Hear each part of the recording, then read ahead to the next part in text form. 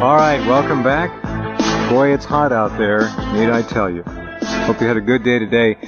Hi again and welcome. I'm Jeff Rentz. We are here with you Monday through Friday, coast to coast, 7 to 10 p.m. Pacific, 10 to 1 a.m. Eastern, on the Genesis Communications Network, and, of course, on the Internet as well, into our 12th year now of trying to bring you a look at reality, truth, and to give you the opportunity to make your own decisions.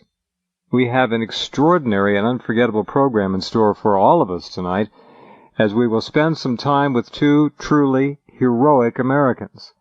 First, in just a few moments, Kay Griggs will join us, whose most recent interview is at the top of Rents.com. Many of you have read it. If you haven't, I urge you to do so. And then later on tonight, a conversation with William Rodriguez, the WTC North Tower janitor, survivor, hero, and eyewitness to the massive internal explosion, clearly a bomb, that went off before the airliner struck that tower.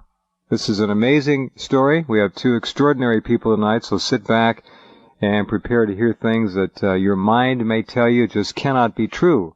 But in point of fact, they are. Welcome to Kay Griggs, first of all. Hello, Kay. Can you hear me all right? Can you hear me? I'm at another phone. Oh, you sound like you're just fine. Oh, good. Not a problem. Good connection. Your story has been up, written by the just superb writer, Greg Szymanski. He really is.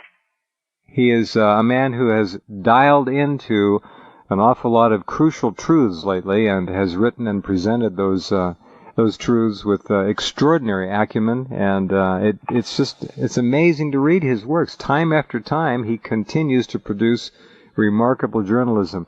You've been talking about your story now, and it is quite a story, for over 10 years. I guess 11 years now. Well, not really in the press, just to friends around here, and because I didn't realize it was on the internet until just recently. Oh, really? Yeah. Well, it's there, my dear, and you're famous now. When did you first go into a public format, a public venue with this? I mean, seriously, I know you did a radio program a long time ago, but was, I guess, Greg's article, or who was first to really put you in print? Well, I honestly don't know.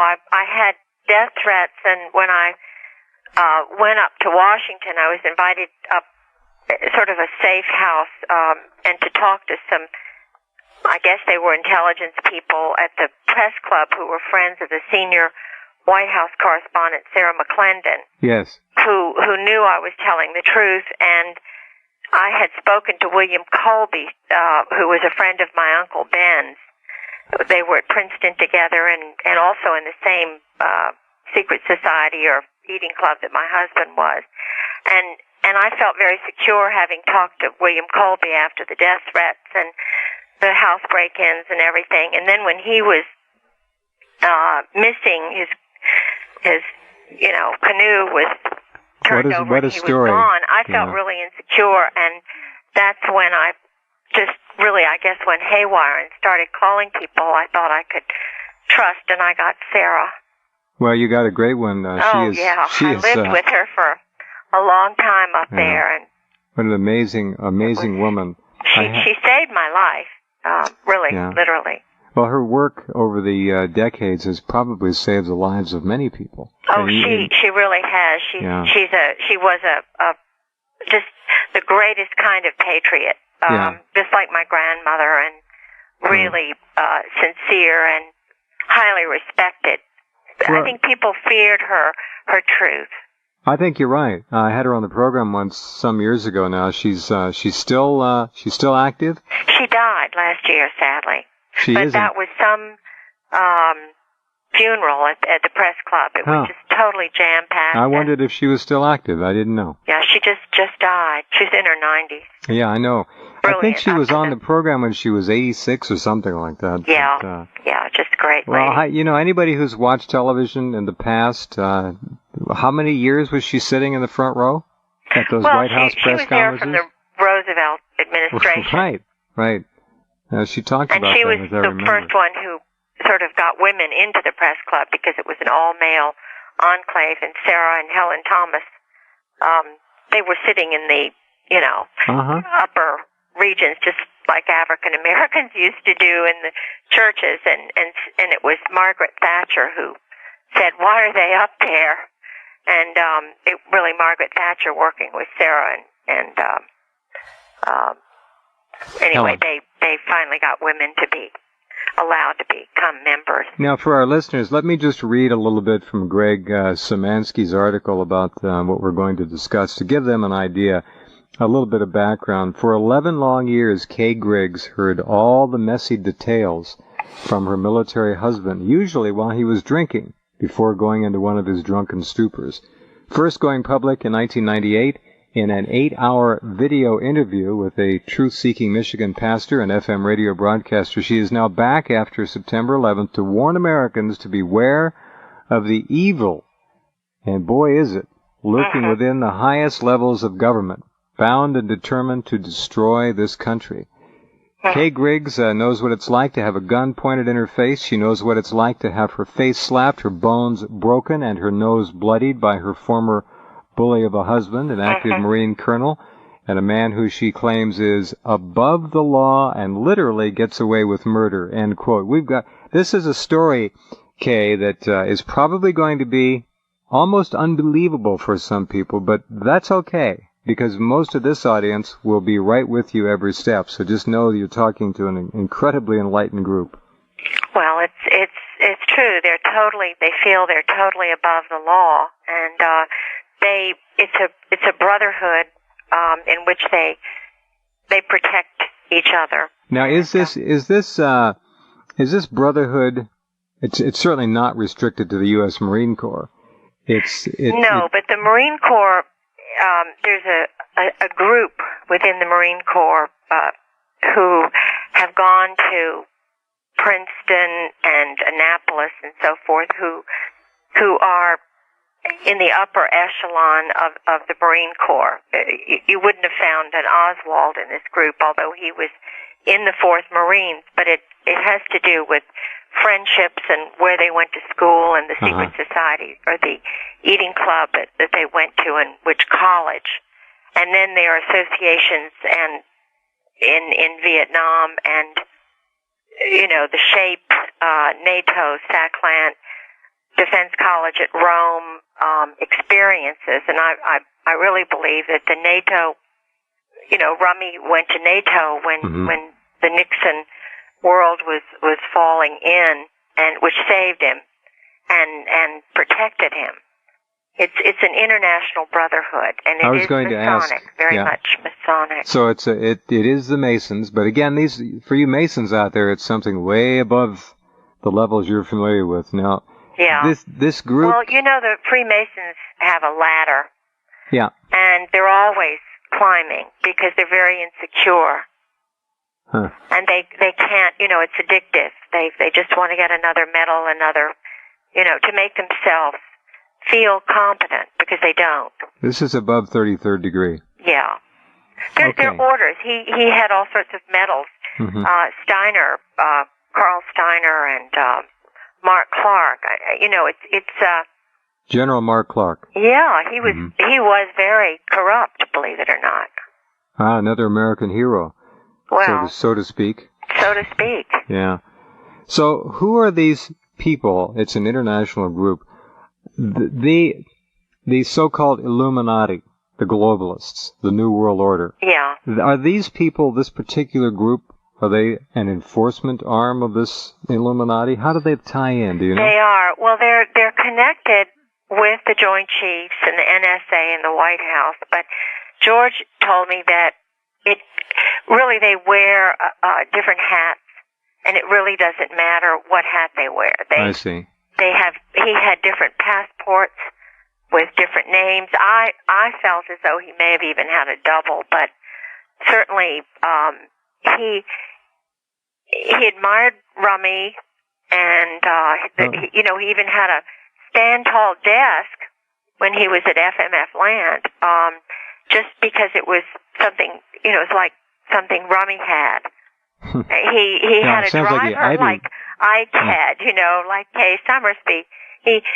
he just he's, I don't know, bless his heart, very insecure and robotic. Well, it's nice of you to speak to him that kindly after the life you led. How many years? We have to go to a break. How many years were you married? Well, we were married for 11, but he disappeared the last couple of years. He was, it was a very strange divorce. I understand. Okay, the 11 years wasn't, you were married, but it wasn't a marriage as we know it. Well, it was for a while. It was like Gunther Rossbacher's sort of marriage. Oh, yeah, I know all about Gunther. All right. But George was like Gunther, but he didn't have to go abroad. I spoke to Gunther one time. Yeah, interesting. All right. Stand by. We'll be right back with Kay Griggs, our first two special guests tonight.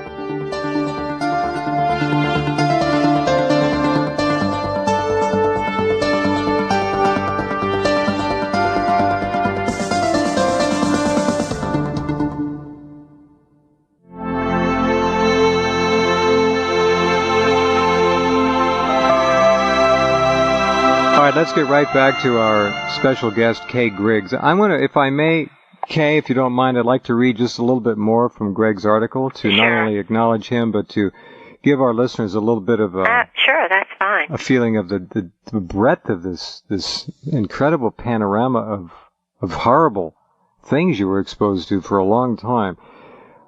After renting the main portion of her house to Colonel Griggs, the couple dated for 2 months and were quickly married, a speedy decision the young bride would quickly learn to regret.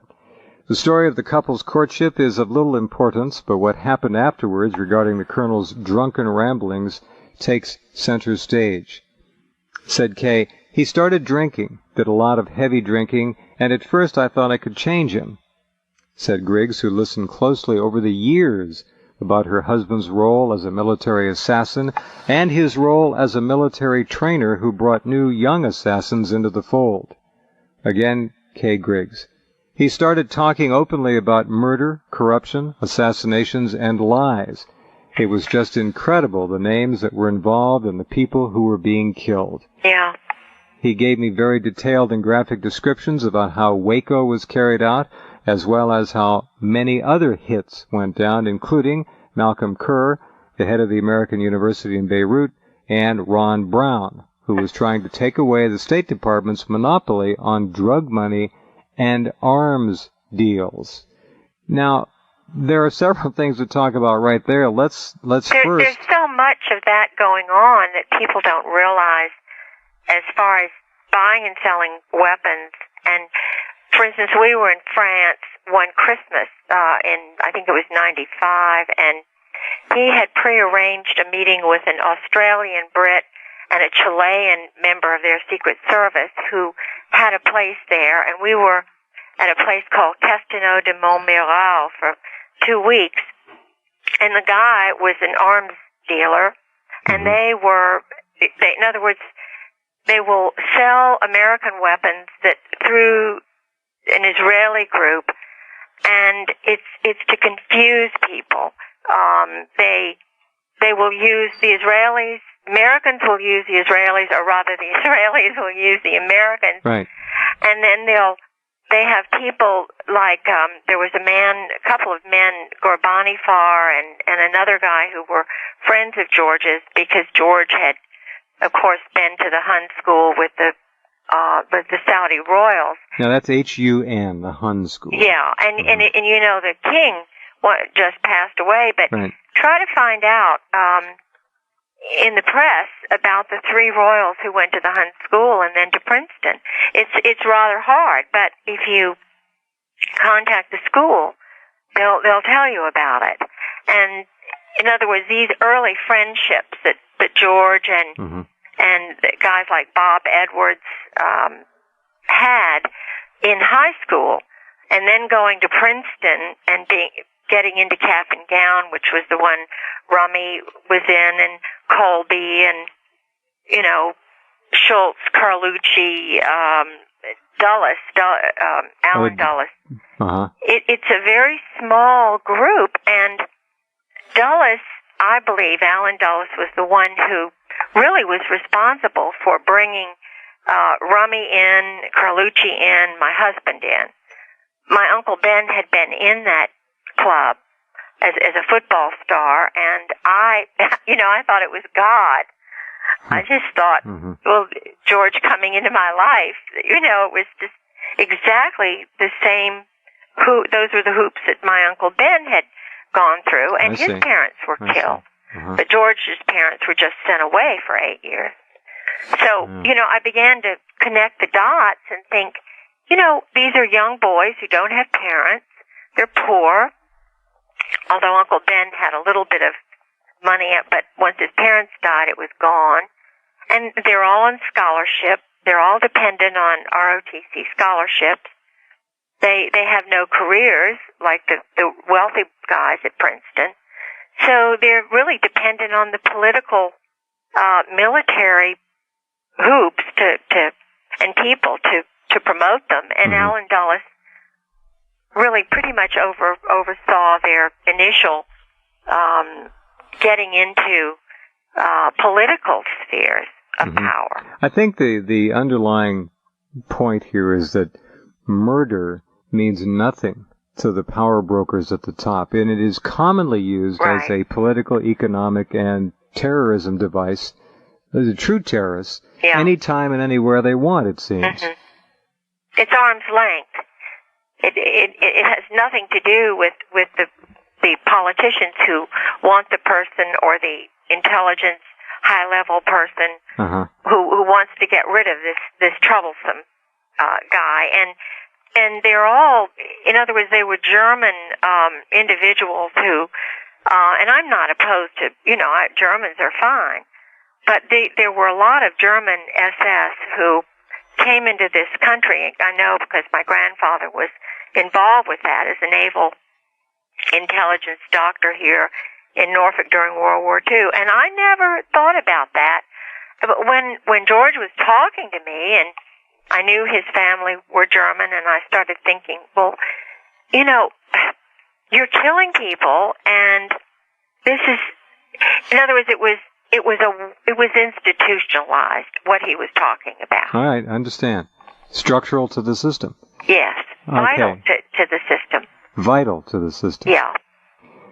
All right, Ron Brown. What is your understanding about how Ron Brown was killed? Of course, that whole plane was brought down, and everyone. A lot of these Georgia would talk about plane crashes and how easy they were, just ways to get rid of a small number of people. He said it's much better to have a plane crash than to have a war. Or, in other words, he was rationalizing and saying that plane crashes were normal special operations that they did in order surgical precision to remove He called them surgical. He used words like surgical and neutralization, and but in other words, it was just a matter-of-fact thing, and it just had to be done, quote unquote. I understand. All right, stand by, Kay. If you would, we have to take a very short break. We'll come right back and hear more from Kay Griggs.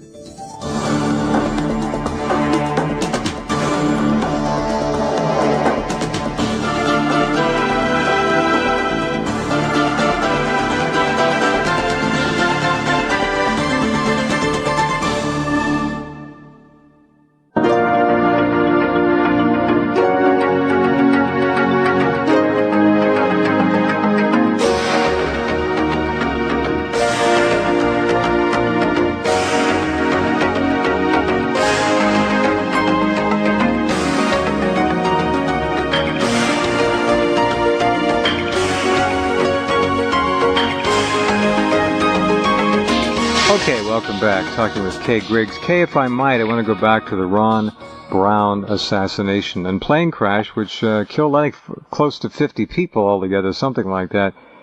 Individual researchers working very hard put together a very plausible scenario about how that plane was brought down with incorrect ground data in terms of bad weather.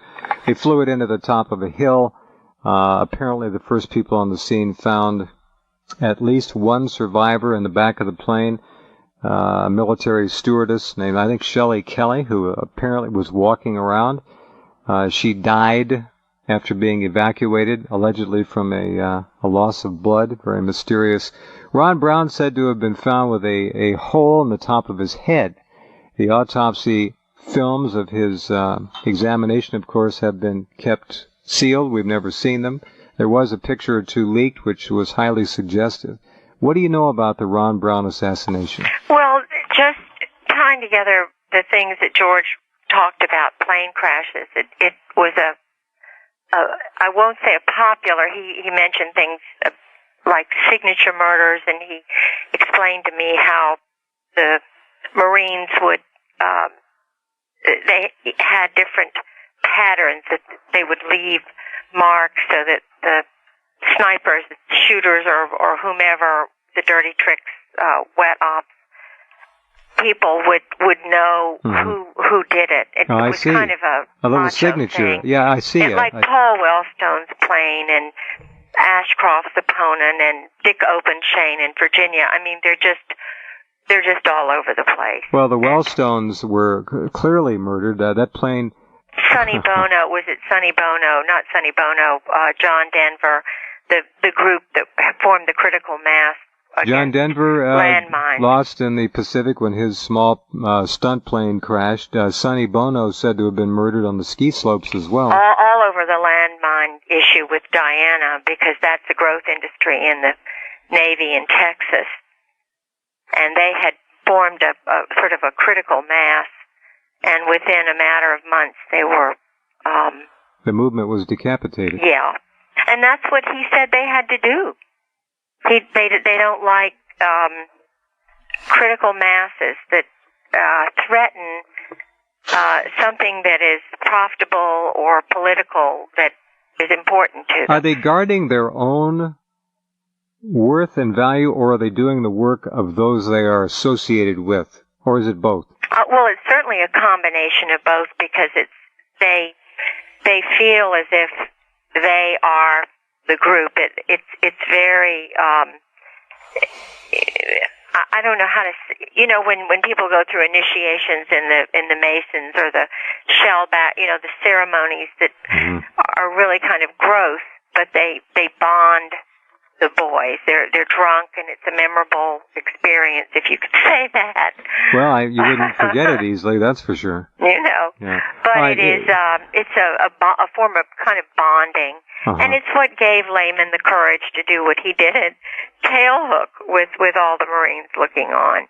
We won't tell, and if somebody does tell, then they disappear, or they're neutralized, or they're ruined. So they just are afraid. But well, it's also they have a lot. They have a lot to fear, but on the edge of fear is, I was going to say, a certain high, a certain. Sure. Because you're on the inside cutting edge, you're there. It doesn't get any giddier than that, does it? No, and they have affairs, Bob Oakley and Gates and, all these guys who are, Buck Revell.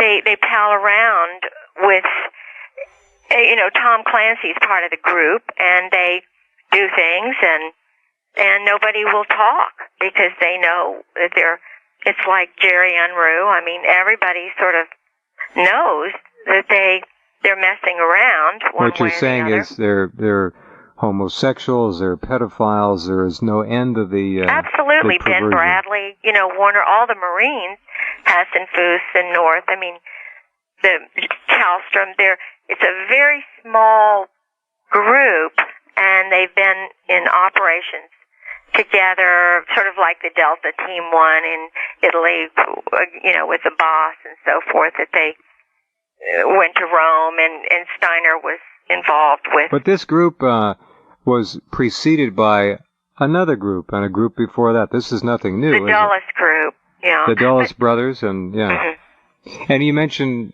Germans coming over here. Well, Paperclip, of course, we know brought scientists, but there were other operations. Well, it was a huge operation, and I know right much about that in Virginia because my grandfather Byrd was a naval intelligence high-level person during World War II. He was a doctor, and he spoke German. He was brilliant. He was an obstetrician. And I know a lot about what's gone on in Norfolk, and since World War II and up through the 80s. When I found out the same thing goes on in other ports, and organized crime is totally involved in it, naturally. Kay, how is it that you're on the program talking with me tonight?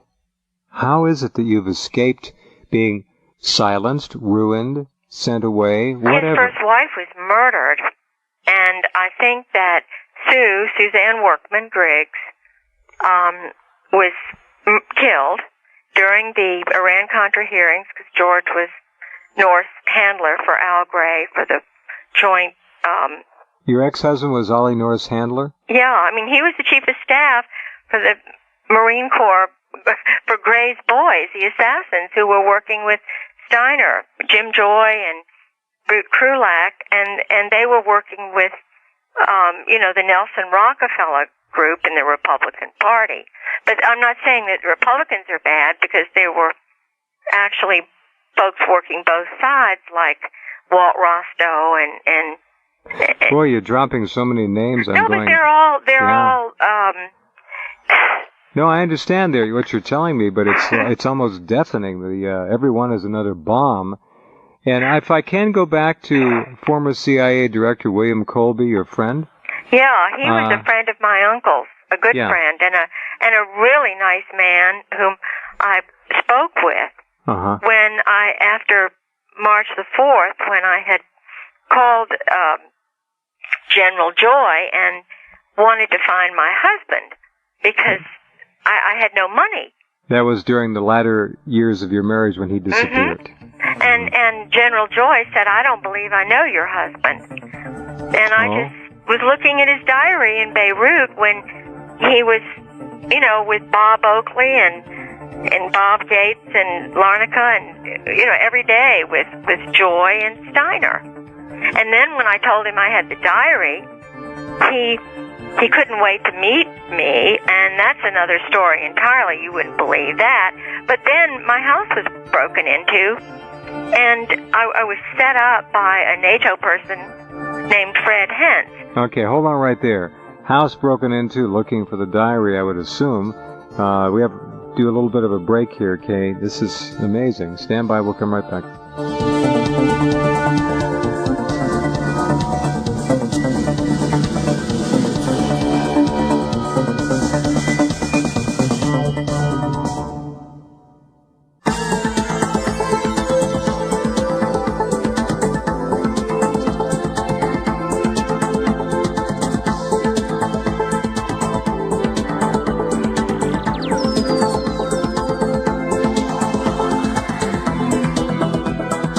And back with Kay Griggs, just to underscore the point that no one is secure. Former CIA Director William Colby, as I recall, Kay, was about to testify at some Senate or House committee, and I was concerned at that point in time that we were about to hear some amazing news, and the news we heard was he was dead, and allegedly what happened, as I know it, and correct me if this story is incorrect, but the common perception is that on a cold and rainy night, he got up from his comfortable desk around 11 o'clock in the evening and went out for a canoe paddle. He had dinner uneaten, and his computer was turned on. Well, supposedly went out for a canoe ride. That was the official story, and he turned over and he drowned.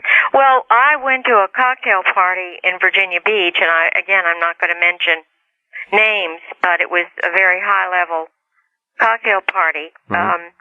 And one of the individuals there was part of the Lavender Boy, high-level Lavender Boy network in Norfolk. And I knew, in other words, I talked to him about, this was the topic of conversation for people who really cared to know about this kind of thing, and for me in particular, because he'd been a close friend of my uncle's, and he was in the same eating club with my husband, and dying like that, and I'd spoken with him, and he told me not to worry. He said, he was going to help, and I was feeling very secure. And so when he died, when he was missing, I was agitated, and I just was talking with this person, and he couldn't wait to tell me that he had some friends who were SEALs, and that they knew who had done it, but he said that they didn't know it was Colby at the time, but they found out it was Colby. Oh. So it was done by some Navy SEALs here at Little Creek who were ordered to do it, and they realized who they'd done, and this is kind of how it works. Wow. It's pretty amazing. All right. Well, William Colby, gone. When Senator Wellstone's plane went down, you were well aware of the threat that Cheney had made to the senator in several months before the crash, I'm assuming. When the plane went down, the timing of it and all of that probably didn't take you by surprise, did it? no. And the Ashcroft one didn't surprise me either, but I think because he's a Christian, he says he's a Christian, he didn't take the seat. Right. But it's happened to a lot of he was supposed to tell us that story about Ashcroft briefly. Well, I don't know that much about Ashcroft, but when I heard it, and then I heard the person who was running against him was in a plane crash, and it was a couple of days before the election, I understand. Right. And he could have easily slipped into it, but I think he knew. That was Mel Carnahan, wasn't it? I believe, yes, and his wife or his widow stepped in, Correct. and it was like the one in Louisiana, she's a columnist, and her mother was the ambassador to the Vatican. But I believe he was in a plane crash. So plane crashes are one of the chosen methods of removing Absolutely problems. are, according to George. And, there were people like General Andrews. I have a friend who's kind of a little spooky, but she's the only granddaughter of Andrews Air Force Base, General Andrews. And the family know that he was murdered. This was a long time ago in the 40s. Well, going back to Secretary Forrestal, I mean, there's so many. And Forrestal was a Princeton guy. In the club, too. Huh? And General Patton? Well, Patton was done by the Mark Clark's group because of his discovery of all the things that they were doing with paintings, and I'm sure there were a lot of other reasons. Right. But he was basically an honest guy, Patton. Right. Well, and a truth teller, and he knew that Clark had done all sorts of nefarious things, and I'm not saying that Clark didn't have some good, but from what I know, he was a really bad guy. Yeah. But of course, my whole family have been naval officers.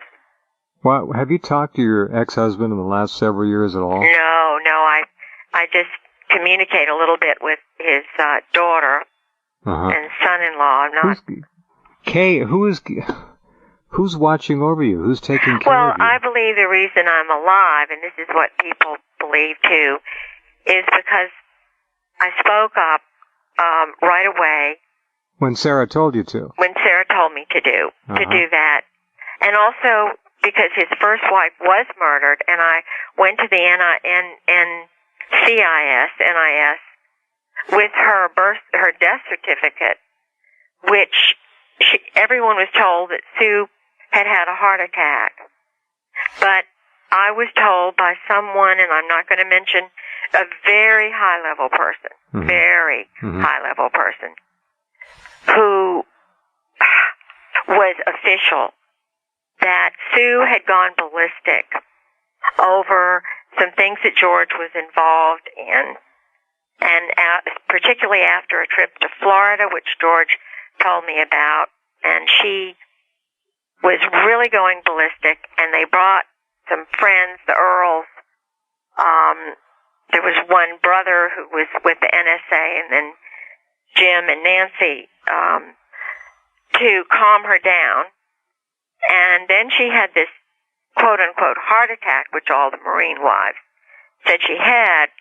But when I saw the death certificate, which he had hidden in the attic in this black flip thing he had with a lot of other papers in, and I was curious one day and found out that she had a cerebral hemorrhage, and then I asked him over, drinks, he was, what really happened that night, George? And he did not call the rescue squad. This was right at supper time, and he dragged her back to the bedroom. And, what happened to her in the first place? Exactly. It was he gave her one of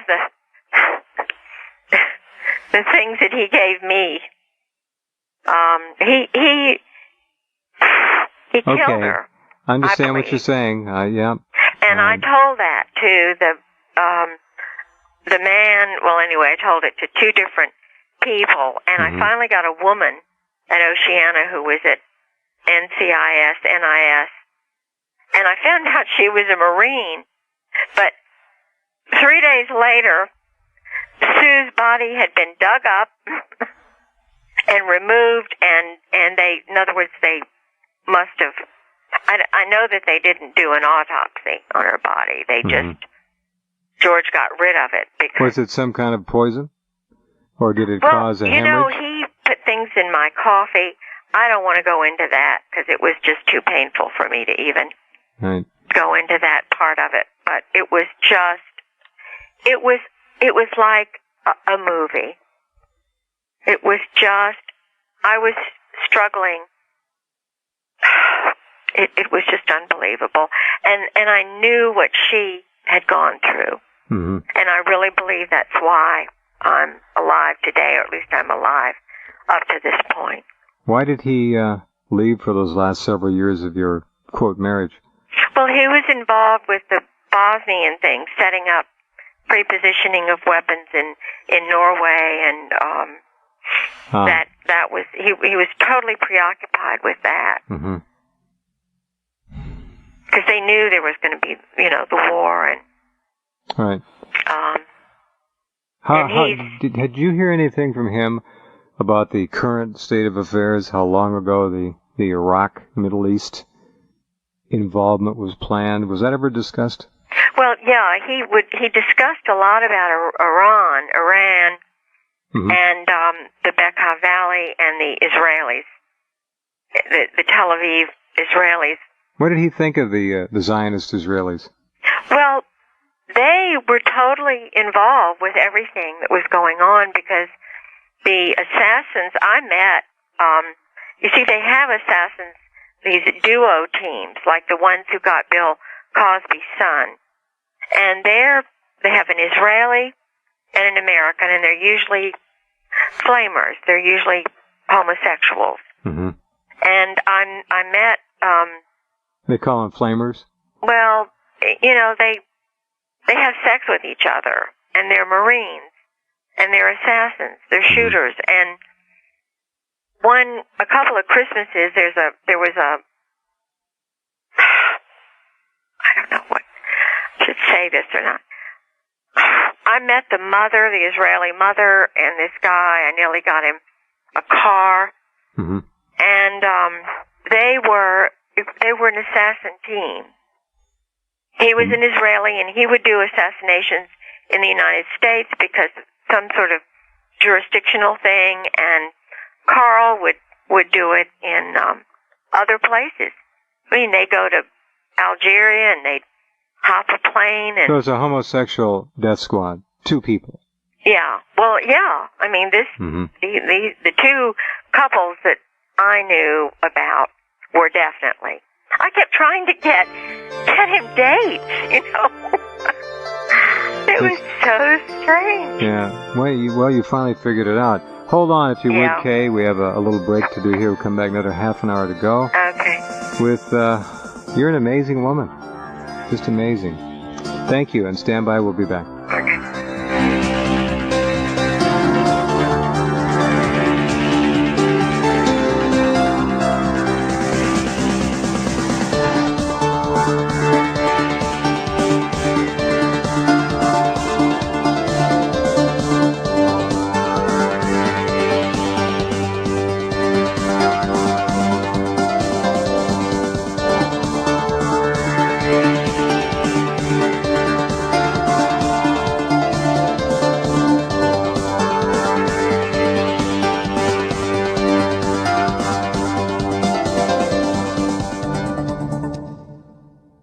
Turn.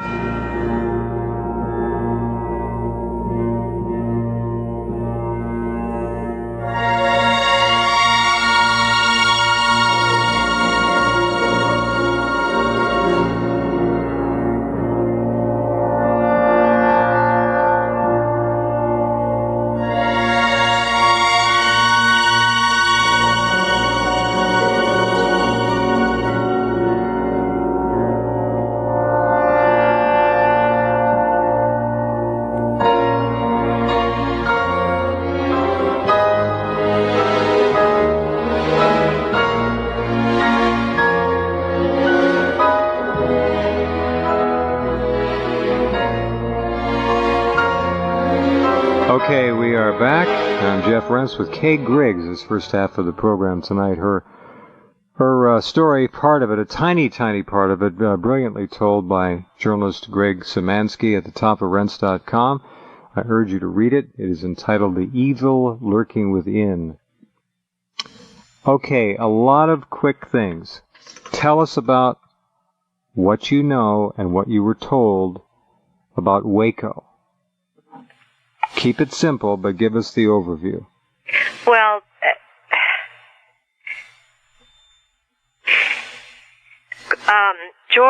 George's, the triumvirate, Steiner and Joy, were involved with training operations sometime before in Panama, in and out. They were involved with the CIA, and in other words, they were training special operations men from other countries with Americans. They still are. They're called School of the Americas or something?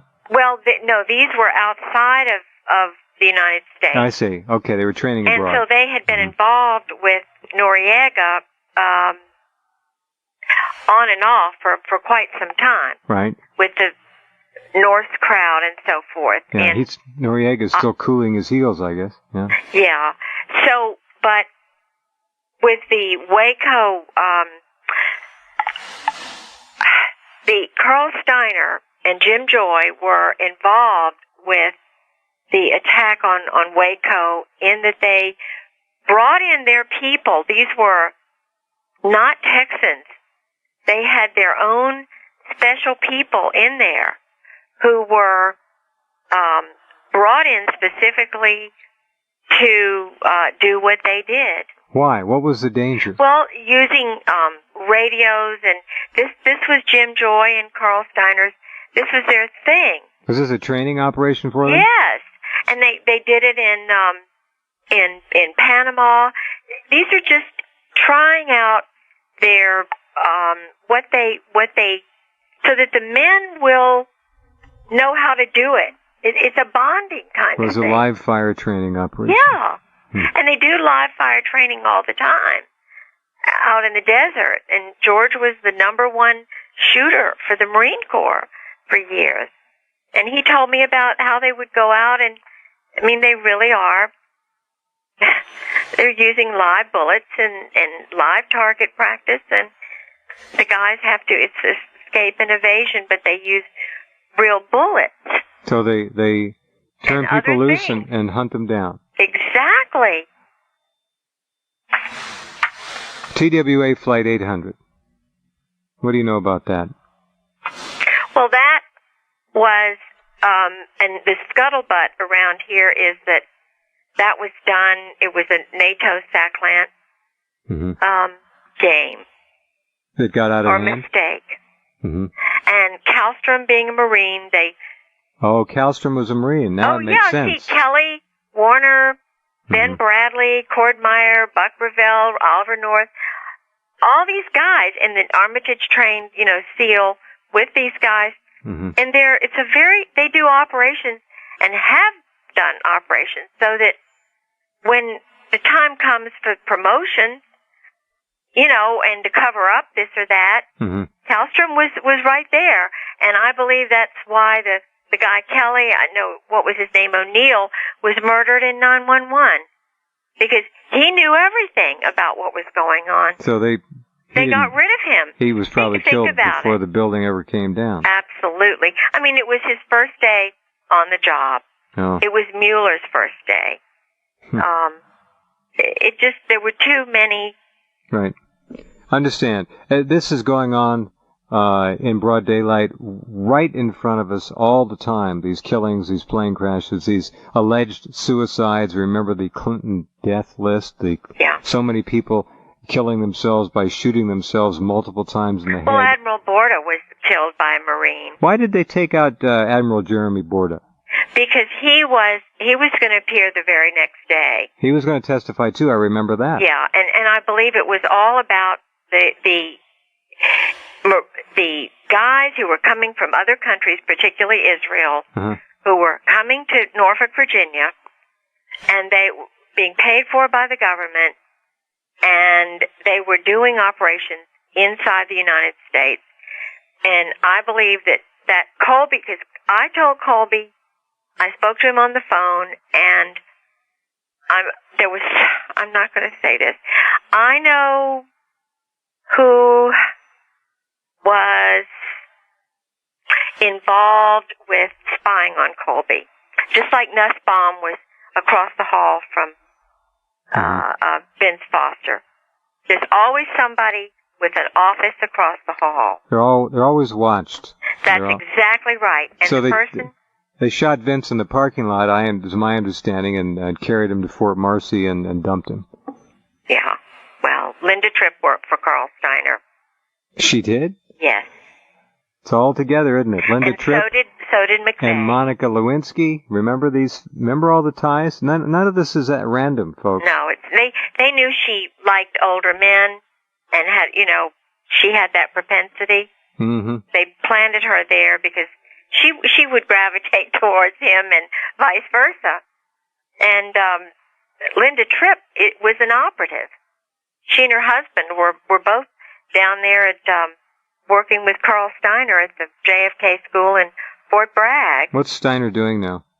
I have no idea. He's a really bad man. Mm-hmm. He's very bad, very evil. What do you know, Kay Griggs, about Oklahoma City?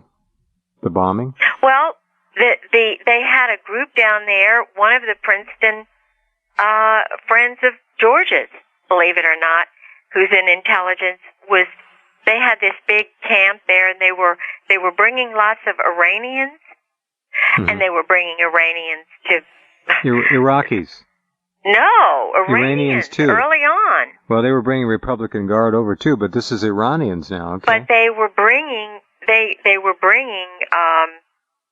know they were bringing Iranians. This was back in the 70s, and they were essentially bonding.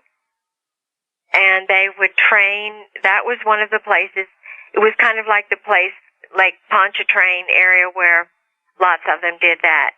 Where they would bring these international visitors, military, and essentially there was it was under the auspices of Carl Steiner. Who did Oklahoma City? Steiner and Joy. Was McVeigh actually executed or just put in a deep sleep and carried away? They say he was breathing after he was dead. Under the sheet. Well, he was a special guy with Steiner, and he was intelligent, and was he a throwaway? They threw Oswald away, but they didn't throw the McVeigh? No, North. Okay, Ollie North. In other words, it depended on who the person was and how special their special friend was. George's special general died, I believe, of natural causes. Your ex-husband's special general, the man who took care of him. Mm-hmm. He died, and he was an army general, of course, because George said that the old guard runs everything. So, was there a purging in the military in the Clinton years? I remember the one plane crash with about a dozen high-ranking officers. They murdered an Air Force guy who was going to be the chief of staff of the Air Force in '96. They got rid of the CNO of the Navy. I mean, '96 was a big purge year. That's Clinton. Well, but Clinton knew. I'm not saying Clinton didn't do it. I'm saying that it occurred on his watch. There was so much murder during the Clinton tenure, it boggles the mind. Yeah, absolutely. There was a lot. And this is more than the Clinton death list, folks. This is within and without the military. The country. But they went after Clinton. See, I was living with Sarah McClendon during a great amount of that time, including his birthday. And the plane that Clinton, his birthday, he was flying across the United States. He was supposed to be on a plane, and that plane went down. And Clinton, somebody had told Clinton, I heard Sarah say, because she knew a lot of the scuttlebutt that was going on in the White House, because we were going in and out of the White House at that time. And she knew about Linda Tripp and how the gal had been planted there because Michael Isikoff and the whole group knew about her a year ahead. That there was a movie, Wag the Dog, that was done ahead of the Isikoff story, but the Isikoff story came out because, if you remember, Clinton welcomed, what was the guy's name from Palestine, but he wouldn't see Sharon. Oh, Yasser Arafat. And immediately after that, that's when the Tripp story came, the Monica story came out. That was Israeli. Monica was working for the Zionists. The Zionists did that. Right. And, but there's been that tit for tat. Right, understand. Stand by. You mentioned the movie Wag the Dog. Wow, that's looming more important than ever now as a template. Back in a minute.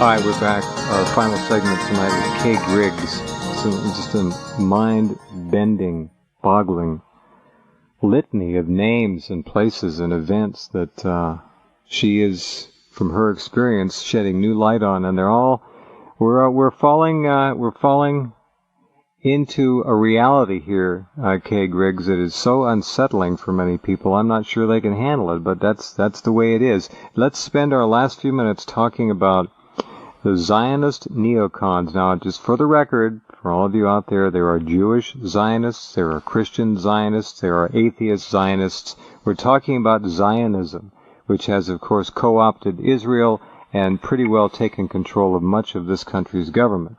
What do you know about Zionism? Wolfowitz, Pearl, all the rest of them. In 6 minutes or so, give us, if you can, a little sketch about the control that group holds over this country. Well, it's pretty significant, and it goes back a long way. So I don't know where you really want me to begin, whether it's Judah P. Benjamin or Uriah P. Levy and what I believe is the murder of Thomas Jefferson and Adams. So, the Rothschild element that was involved with them.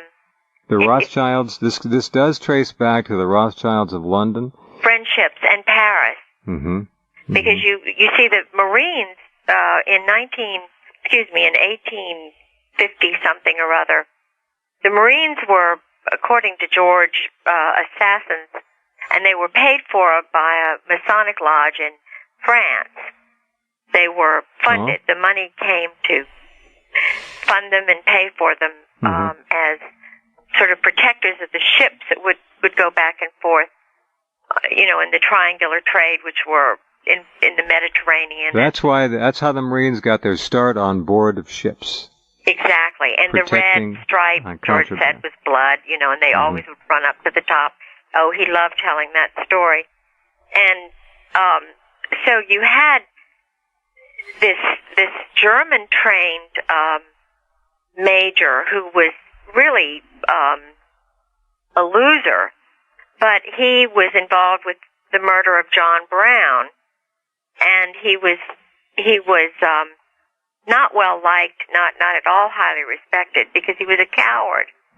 But he worked for this Belmont guy, and he was, remember, Robert E. Lee was involved, was supposed to go and stop the murder of John Brown. But this German guy, who was a Marine major, wound up, through hook or crook, being the quote-unquote commandant of the Marine Corps.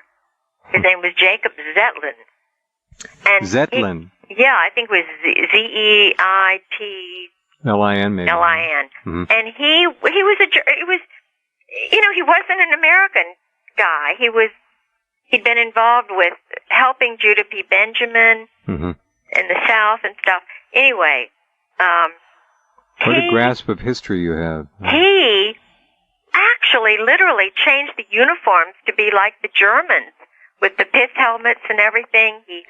The Rothschilds were funding all these medals and things, and they changed the logo from being a musical instrument to this global New World Order thing, and the motto was the Rothschild coat of arms: sic semper tyrannis. And this is 100 years ago or more. Exactly. I mean, he brought in the whole, the globe, the German. It was all just the symbols. I understand. And that wasn't what they were.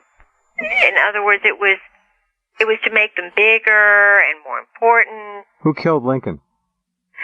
It was done by a Southern Masonic group, which Judah P. Benjamin was involved with, and some of the Richmond Freemasons.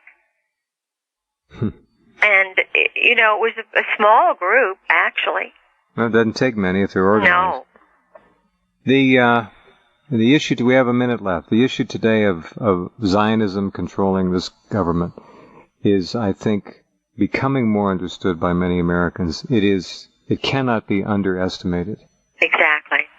It's huge. And our ties to Zionist Israel, right back to London, this is a big game, folks. Nothing happens by chance. There really are no accidents. Think of Paul Wellstone and his wife and the two pilots. That plane was taken down by some kind of an electronic weapon, probably in a van on the ground, which froze all of its instruments. It went off course into the trees, knocked off both wings and fuel tanks, and yet the fuselage of that aircraft burned ferociously for hours, and there was no fuel there. So this was a carefully prepared. There were accelerants and incendiaries placed on board. John Kennedy Jr., anything on that in our last minute? Yeah, I'm sure that was done because he was getting ready to be the head of the JFK school, which is the most important at Harvard. And the guy there were two brothers who were columnists, reporters, and they didn't want him there. And I believe that, and he was also thinking about running for office. I mean, he was magical, like Diana. Exactly. He could form. Anybody would follow him. He could have extricated. He could have extricated America from their grasp, and I've said for years. Absolutely, and he would have. Yes, he would have. He would have given America back to Americans. I think I can sum this up by repeating what I've said for years. These people are so evil, so psychopathic, they will take all of us down with them rather than lose control. Is that an accurate statement? I believe that's the way they are because they're very childish. They're so egocentric. Well, Kay, thank you for being here. Thank you for being who you are. I look forward to another conversation with you. Okay. Ciao. Thank you. Bye-bye. Thank you. Kay Griggs. Read Greg Szymanski's article about her at the top of Rense.com. You heard it first here. Wow. Just amazing. We'll be back with part 2 of tonight's program. Keep your seatbelts fastened for that.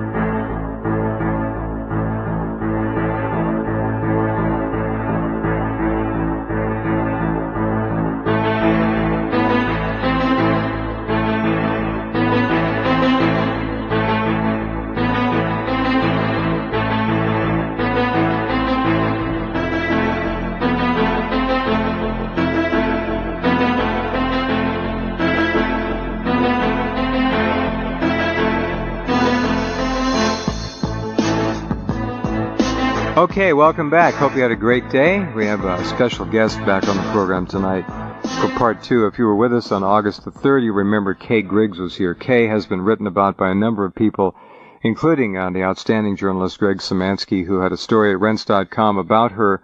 She has a story that you'll need to go in the archives and hear the first part. Please do.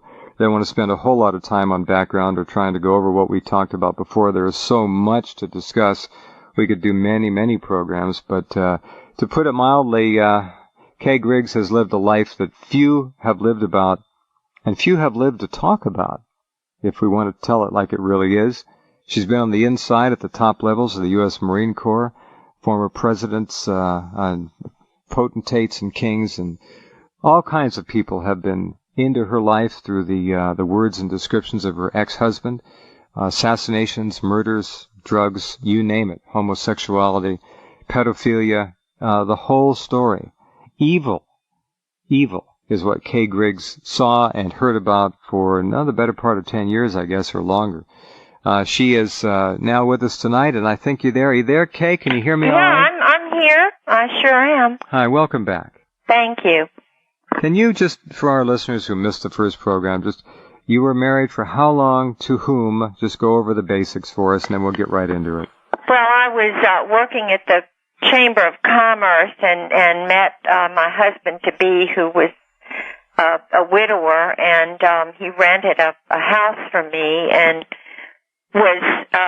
it was just after the Iran-Contra, or really during the Iran-Contra hearings, and he, unbeknownst to me, had been involved in all of that, and he was being sort of moved from one job to another, kind of tamping him down a little bit, and he was training SEALs and joint assassins at the Little Creek Naval Base School, which trained people from other countries and all kinds of, in other words, SEALs and Marines, and they did operations together. Right. And his first wife had died during the Iran-Contra hearings, and anyway, I met him then and didn't really like him at first, but after a number of months, I was in charge of some Norwegians. A couple of ambassadors were coming to Virginia Beach, and I was involved with organizing a program for a sister city program. And he helped drive one of the ambassadors around, and that's when I first talked to him, because he just didn't talk. Uh-huh. But he was just, he was an officer and that kind of thing, and I think he was anxious to marry. And you say anxious to marry. What do you think the reason for that was? What was he anxious about? I think I was sort of a high-profile person here in Norfolk. I think he needed cover. Uh-huh. I got that. Something was in your word there that made me ask. So, well, if you were, and he did need that, sounded like he got the perfect cover. Yeah, he did. And I was totally unaware that a world like his existed. As most people are, and it's something that is available to probably a tiny fraction of 1% on the planet. They just don't know.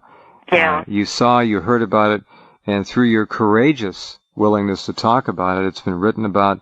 The story is coming out. Now, of course, since they control the mainstream media, your story isn't going to go very far. They know that.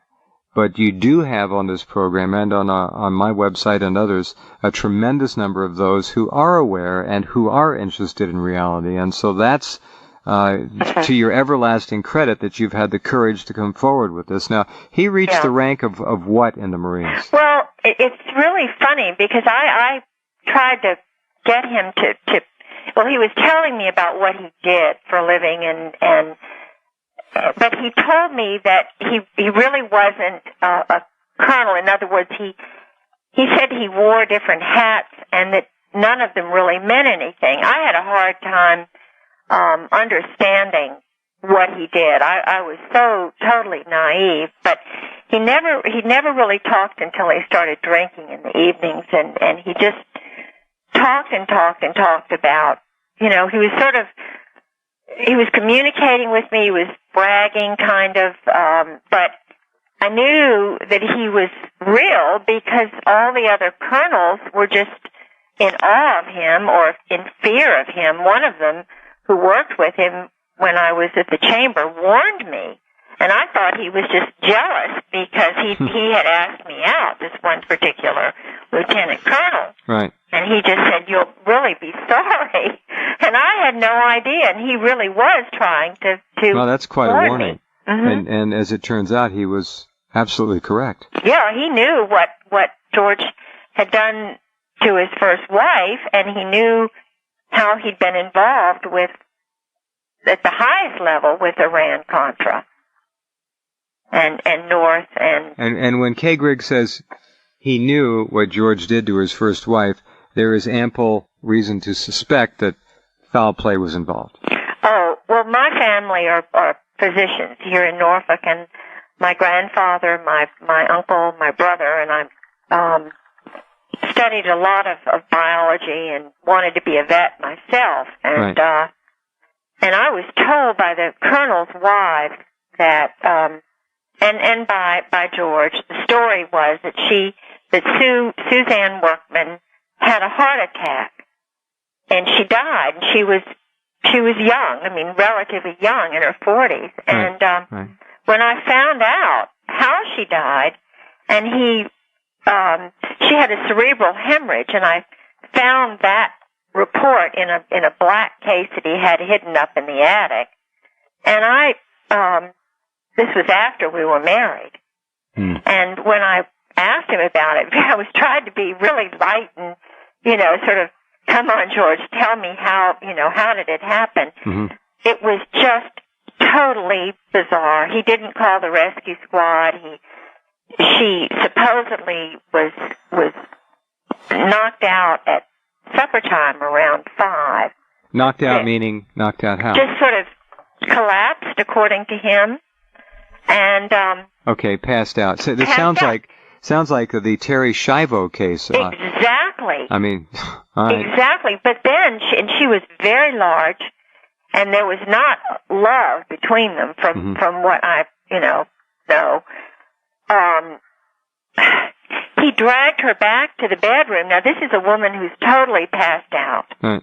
Who's totally, she had a bleeding incident, according to him, when they went down to Florida. That was one of the meetings with the North Garbani Far and the whole crowd. Ollie North and all the rest. Yeah, they were. He had to go to Miami, and she was getting very upset because I spoke with his.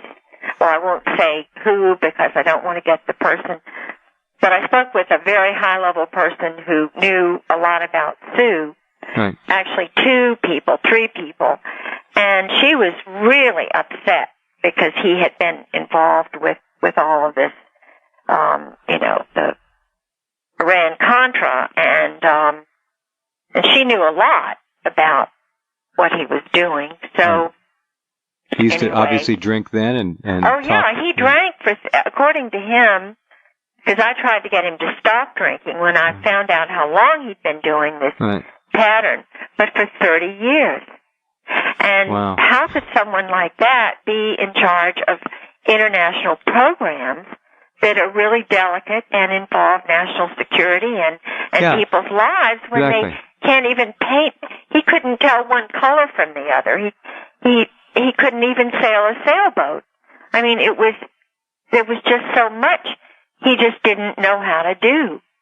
And yet there he was in charge of international operations and being kind of just sort of making things up. I don't know how to explain you'd think, well, it seems, Kay, to me that a man who has an alcoholism problem, who flaps his gums when he's drunk, would be noted by his superiors, wouldn't you? Absolutely not. But he got away with it because he was in such a powerful position. Because he had been not only to the Hun school with the 3 oldest Saudi royals, which is why I believe and how James Baker got involved with my husband, because James Baker was at Princeton earlier and had been in the same eating club. Well, Rumsfeld was in the same secret society and so forth. And I'm not saying they're all bad, it's just that they were very close. Did you ever spend time with James Baker, for example? No, I never did, but my grandmother was from Texas. I see. And her grandfather was the attorney for Stephen F. Austin, so I think they probably knew that. Okay, very good. Stand by, Kay, if you would. Hold on, if you would. We take a break, come right back in just a couple of minutes and continue. Conversation tonight, part 2, with Kay Griggs.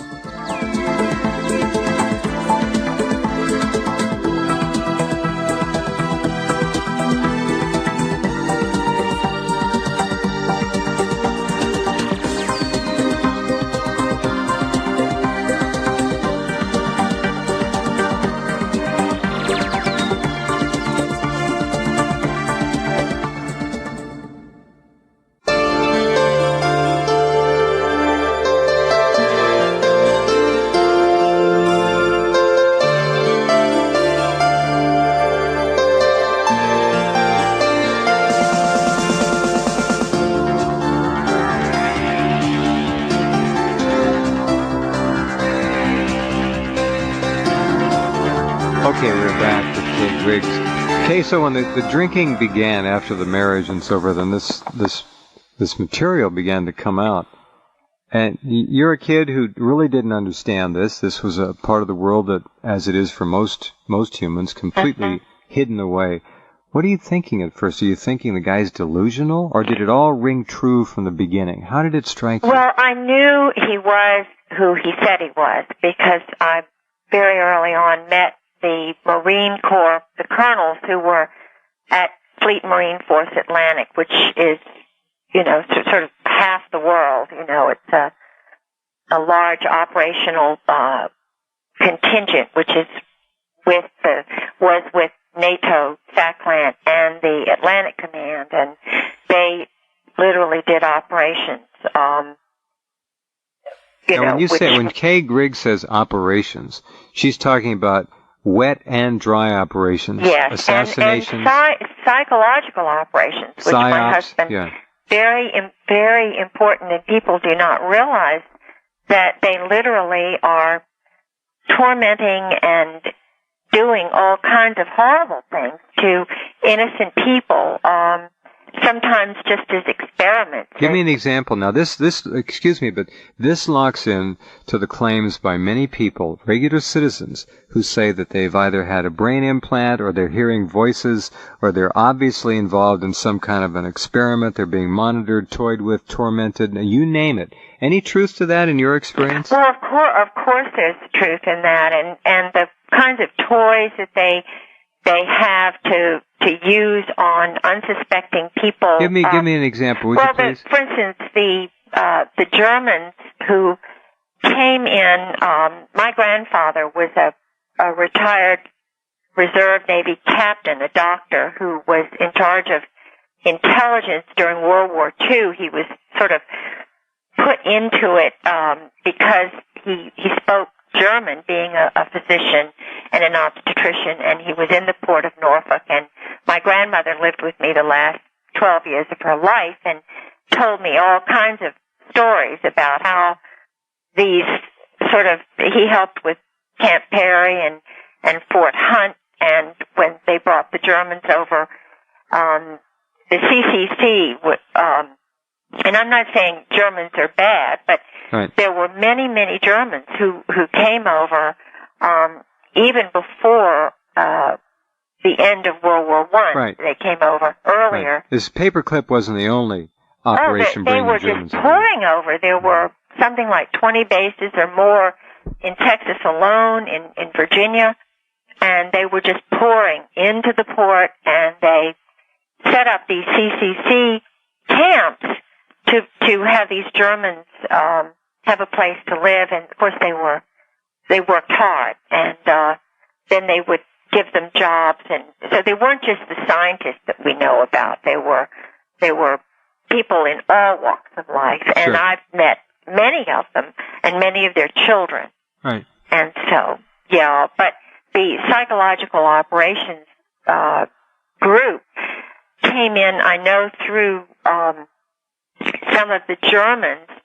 It was institutionalized a little bit before, during, and after World War II, when just the entire German command were essentially given money and so forth, the SS, by the Joint Chiefs of Staff, the Army, and they were, in fact, Galen himself was in Virginia for a whole year with his 6 guys, and I mean, lots of people went up to Fort Hunt to see him. So the psychological operations that, games that even the Soviets used, the Russians used, were institutionalized in our American Army and Joint Command. It wasn't just the CIA. I know, I understand. What a time! What an amazing thing went on here. It's just wrong. Right. Right. Oh, what are some of the devices today? And you were involved with this man until fairly recently, really. Well, things were done to me, and I was trying to sort of figure out what was going on. And I don't want to go into too much detail, but these kinds of operations were laughingly by some of the guys who just said, oh, well, they're just practicing. They just practice on the wives. And I couldn't believe it, because some of the things that were done to me were not only sadistic, but cruel. I mean, it was just unbelievable. And one night the seals were caught in my neighborhood. A neighbor's huge dog was out, and my windows in my car were smashed 2 or 3 different times. I had tires flattened on court days. I had people coming into my house, and I mean, putting something like 12 screwdrivers. Well, who in the world would believe a wife who said that she found 12 screwdrivers or batteries in a drawer? So I knew. See, that it's exactly the kind of thing, Kay, I've heard from other people. There's a victims group who have been played with like this mentally. Yeah. They do this to people. They can beam. And they laugh about it. Oh, yes. They beam voice. Right. Voice to skull technologies, microwave. They can put voices in people's minds. And sometimes apparently they'll leave a channel open, and these people actually hear them laughing about what they're doing to them. Well, you wouldn't believe it. When Sarah McClendon, the senior White House correspondent, tried to get hold of me after I had called her frantically after I had the 2 death threats. And she said she had to call from another house because she said every time she called my number, and I was the only one there, a male voice answered and said, "This is Little Creek Military Base, and the Griggs don't live here anymore." Yeah, I got it. All right. That was my number. Yeah, stand by, Kay. I understand fully. We'll pause and come right back.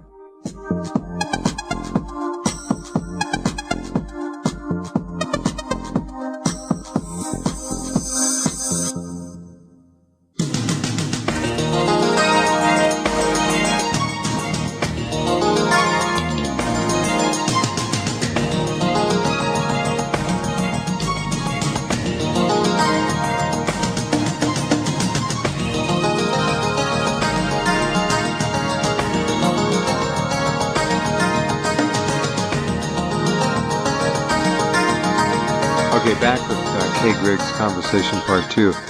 All right, Kay, you're with this man. He's drinking. How often did he drink, and how often did he start George stealing? drank, I think, to sort of blot things out. Was it a pain he was trying to assuage somehow? Well, he worked, he ran and he drank hard, and he certainly had a lot of quote-unquote responsibility. How many people did he kill? Well, George, I only know about some that he told me he himself killed when he was young, and when they got him drunk, and he was in a group of people at the Hun School, and he had very much the same kind of background as Lee Harvey Oswald. I mean, he was taught to fly an airplane as a favor when he was a boy. He was very poor. Mm-hmm. And his father was a janitor at the school when he was a smaller boy. But he was the outstanding one in the family, and so they literally sent his family to California, got them out of the way, and then he got a scholarship to go to a fancy, quote-unquote, boys' school in Princeton called the Hun. And that's H-U-N for your listeners. H-U-N. Mm-hmm. And that's where he was molested by a group of teachers. He was put in with the very, very wealthy Saudi royals and Admiral Kimmel's son and others, and yet he was a rising star in that group, and everyone thought he was so handsome. But how he was molested as a boy those 4 years and never saw his parents. And, they really messed with his mind. And then, if he was good, he was bribed, essentially. If he was good with these older men, he got a scholarship to Princeton. When you say, let's not mince words now. When he was bribed and if he was good with these older men, you're talking about sex. Yeah, of course. And this was common. This was common. Yes. All right. And you see, the Russell Trust, the money came from England, and it came and I think the Saudi boys were just as innocent in the beginning too.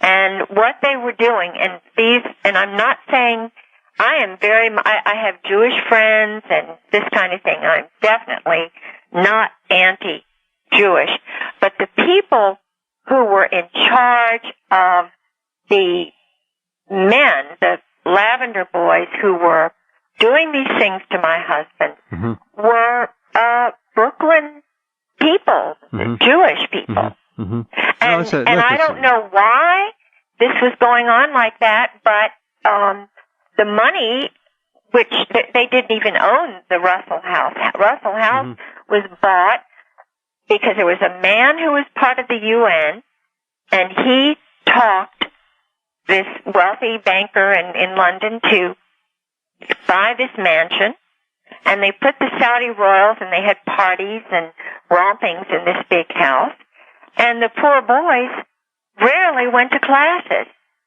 Really? Yeah, they were totally under the sway of this guy, Charles Caddock. Sexual? Yes. Psychological? Totally. And this was run by Germans. Okay. But these were German, good-looking Germans who had that, what William Manchester called the German disease. In other words, they were homosexual Germans like Clay Shaw. There's an awful lot of homosexual British, too. It's just, it runs in the upper circles. Absolutely. No matter what country you look at. Sure. The Jews you mentioned, it's interesting. Would these have been, as you look back now, perhaps... Oppenheimer and that they were at this institute. Okay. And I believe they also, you remember the man, John Nash, the brilliant physicist? Yeah, okay, I know. A beautiful mind? I'm sure they did the same thing to him. I'm sure they raped him. Because Seems to be, it's control, isn't it? As much as anything. Yes, it is. It's a way of, they know these people are outstanding, they're rising stars, they have potential.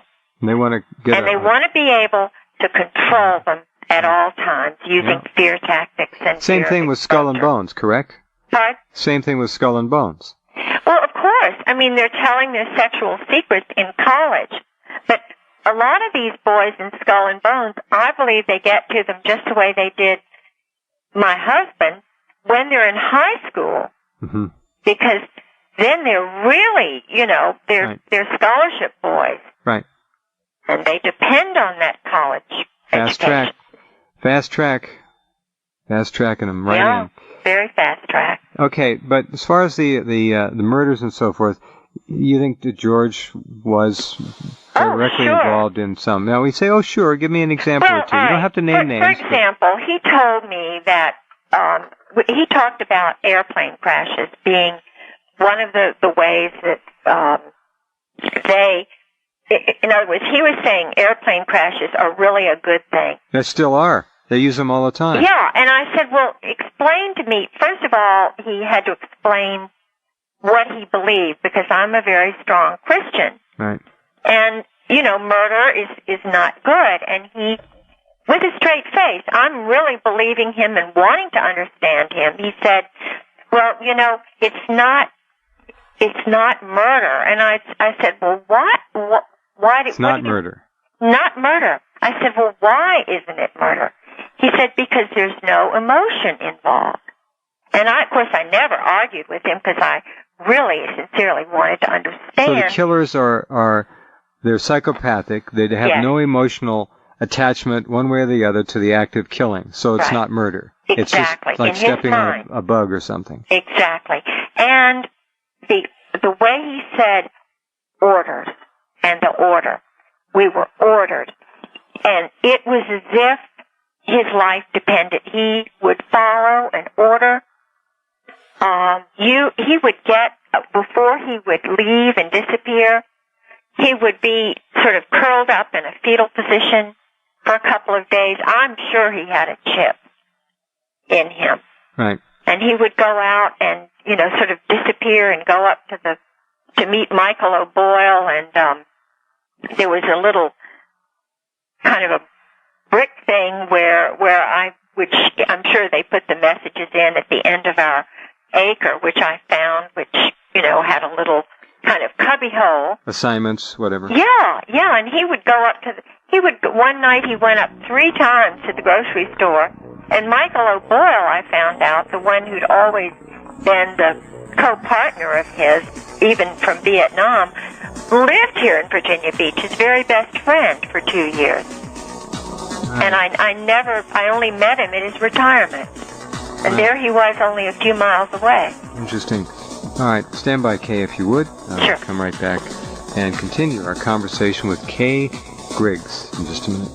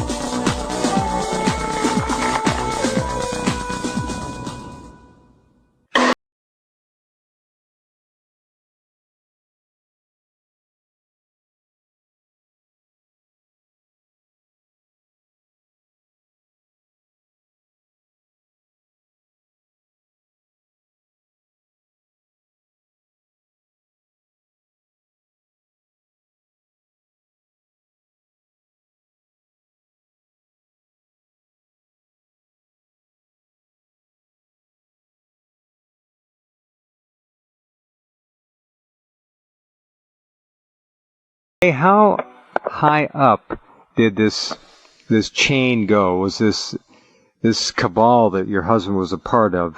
We certainly heard the names of presidents, Bush 41. Did it go back to Reagan?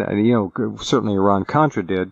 But name some names of some of the top people who were talked about by your ex-husband. Well, I hesitate to, sort of go really high.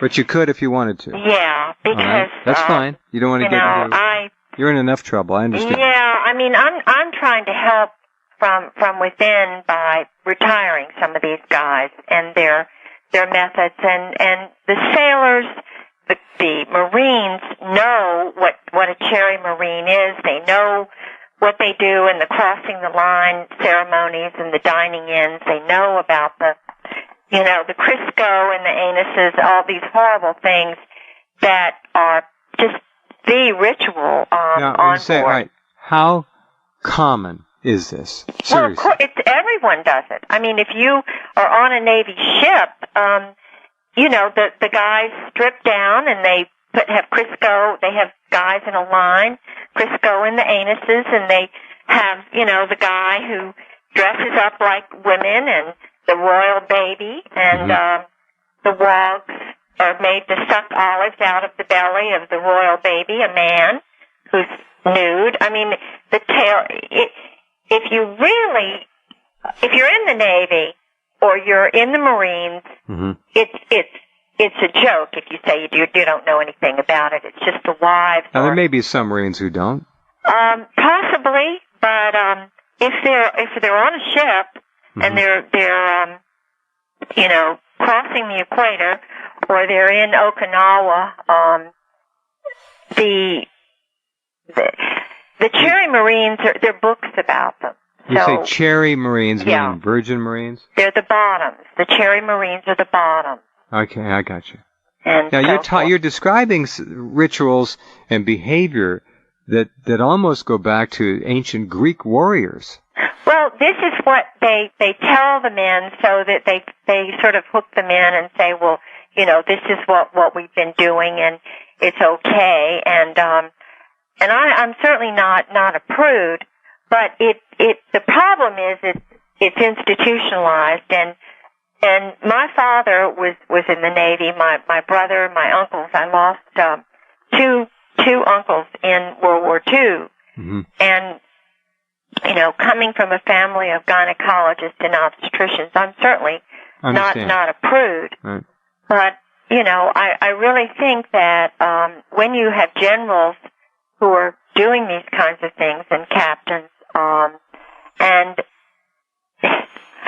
it just really makes somebody like some of the people I've interviewed, like Bob, it messes up their minds and their lives. Oh, how could it not? Yeah.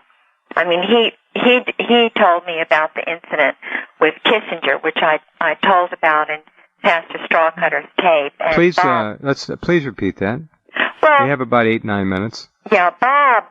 Now, who is Bob? Who is Bob again? Bob is. Don't need the last name. No, I wouldn't dare. He was a tall, sort of middle-aged, had been enlisted in the Army during Vietnam, and must have been very good-looking. He had a wife and 3 children. He was doing things for a little newspaper. He was writing articles for a little newspaper before he was pressed into going into Vietnam. All right. And being good-looking, and his family were German, but that wasn't the issue. He just was good-looking. And he was in, I believe he said Cambodia, or, in other words, he was where they weren't supposed to be. And Kissinger, they had a base camp there, and Kissinger was in the base camp. He had a big tent there.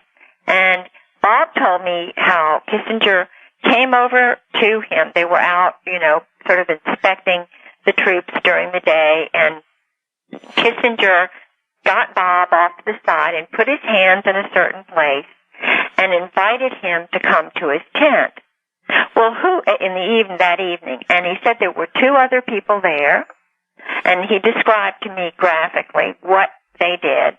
And I can tell you, and Bob broke down and cried. He said, what are you going to do when someone like this, as powerful as he is, does this to you, and you try to go home after having been in a really crazy war anyway? Right. And Bob was warned by him not to talk, and in fact, when he got back to Washington State or Oregon or wherever it was, there was a psychiatrist who was there, and they tried to put him in an institutionalized setting, and he had some friends back home, back in Virginia, and he got back home, and he just he said it really messed up his marriage. He told this story to you. Yeah. Now we're talking about, I assume, sexual penetration. Yeah. Oh, yes, and just anal, just horrible stuff. Right. And it just is so. And you had no doubt sad. that he was telling the truth. Oh, absolutely, no doubt whatsoever. Okay. No doubt whatsoever. And because he didn't have, he was just we had been friends, and he was just talking. We were just talking, and he brought it up, and it wasn't something I was wanting to know about in particular. Well, he had to talk, obviously, and there was something about you that seems to have made him want to open up. Yeah, because I was trying to find out how things were in Vietnam, and and I had a couple of Marine Corps colonels tell me about how it was, and similar thing. You mean how it was, meaning similar things? Yeah, because there were no women there, and if there were women, in other words, this is wartime, and I understand that. It is said that this is not uncommon in the military. There are many stories from occupied Palestine of Israeli troops being observed doing similar things. I can't vouch for that, but we do get stories. And is it propaganda? I don't know, but this kind of thing is not strictly. I don't think it's no, only it's not in our limited. service. Oh no, it's a wartime thing. I think that now, happened. Well, George Bush has made several interesting statements. I believe it was the Canadian spokesman for the Prime Minister, and he said something like, "Your spokesman is prettier than mine," meaning Scott McClellan, and he was talking about the other young man, and he said two or three things to the guy which were kind of over the line. You mean Bush? Yeah. Yeah. So this is suggestive of a bisexual American president who's looking at other men and not keeping his mouth shut. Sure. And the bicycle rides and things, sort of, I'm not saying that he does, but I'm saying that here they were talking about Clinton and Monica. Right. And don't tell me that Scott McClellan and the Bush's number one guy did not know that Marine Gannon was coming in at 9 o'clock in the morning and leaving at 5 in the afternoon. And I lived with Sarah McClendon, who is the senior White House correspondent, and we went into the White House briefings during the Clinton administration. And I know how the correspondents behaved. They would go in, they would have the daily briefing, and everyone would show up at a certain time. And this Gannon, the schedule has come out, he was in there doing things other than, and he certainly was not a correspondent. So who was he servicing? And don't tell me that Rove wasn't totally aware of everything. Because this is how they hold people and keep their secrets. So, in your opinion, George Bush is clearly bisexual. Well, I don't know whether it's George Bush or Rove or McClellan, but somebody at the higher level. Certainly one of those three is. And they all have to know it, right? And probably a few more. Because you're saying is that they all have to know it. Of course they know it. someone who's told his sexual history when he's in college and thinks it's cool, and to talk about that, certainly he's going to talk about it with... Any truth to the rumors of Bush and the former mayor of a large city in Tennessee? Well, I don't know. I wouldn't want to talk about that. I know that I know a lot of things about some of the Republican operatives, mm-hmm. And I know quite a lot. I don't know whether I'm ready to talk about that. Let me put it this way. Would it surprise you? No, of course not. Okay. All right. Good. Murders are what I'm really aware of. I was going to say we have much to talk about that's far more serious than sexual preference. Yeah. And we'll do that after the top of the hour break. The murders. The murders of people like Paisley and Shadron and Siegler and Mary Meyer and Ron Brown. Mary Meyer killed with 3 or 4 others in that restaurant. That was not Mary Meyer. Mary Meyer was married to the number 2 guy in the CIA who was a Marine. Got it. Cord Meyer. Okay. Yeah. All right. Lots of murders, including the Wellstones. Senator Mel Carnahan. Murder is and has been a commonly used tool in American politics for forever. Yeah. Nothing new. More high tech, tougher to trace now. Airplanes being a preferred mode of doing this. Yeah, it really is. Airplanes and cars.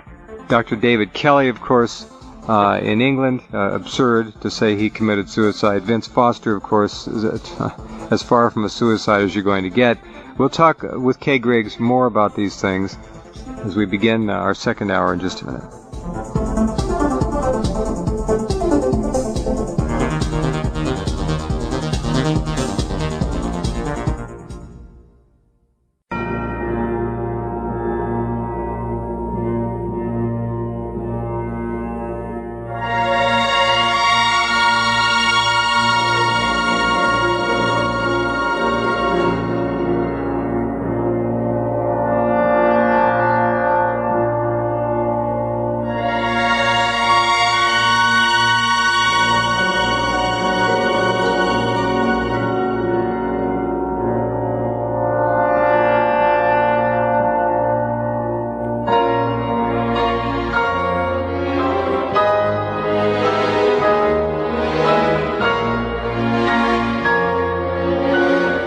Okay, we're back. Hour number 2 with Kay Griggs.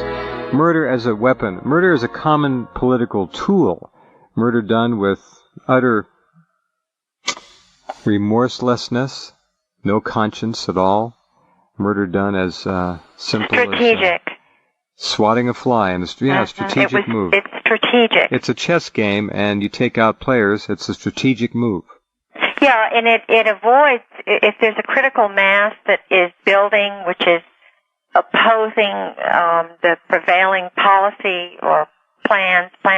George was involved with, of course, plans and policy, which is one of the many hoops that one has to jump through. And the group, Armitage and Gates, McFarland and Buck Revell, and they coordinate. It was a coordinating sub. Talking about former CIA Director Bill Gates. Yeah. It was in the White House, and it was a coordinating subgroup in the White House that George worked with, and they had been all, as Rummy, at SHAPE, or Supreme Headquarters Allied Powers Europe in Mons, Belgium, or they had been to the Defense College at Rome for 6 months. And in other words, they felt as if they were special because they had been given special assignments, which their brothers had sort of suggested that they do, and they had been given these jobs. And Bob Oakley, who was an ambassador, he was a special assistant to Reagan, and it was a small buddy group that had coalesced during Vietnam. Armitage he was a Navy SEAL, and he and George are very close. George? My husband. Mm-hmm. And you see, the State Department, these operations were done through the Department of State, because they'd wear plain clothes, they'd have passports with different names on them. Compartmentalized or ordered from the top? Well, it depended on how far you were up. You knew who your buddy was. George had Michael O'Boyle, and, there were... they were very close. And when you say very close and you laugh... yeah, well... You're talking about very close. Yeah, I know. Right. Yeah. All right. So, but the fact that George and Michael O'Boyle were that close, everybody knew about my husband and another couple that, and there was an incident, there were quite a number of incidents that one of the Marine colonels told me about, and everybody knew. What do you mean another couple? A threesome? Threesome and foursome. Yeah, Rush River Lodge and the Earls. And wife swapping, men swapping? Yes. Whatever. Yes, of course. Wife swapping, and three, and for instance, one of the couples in Indonesia, mm-hmm.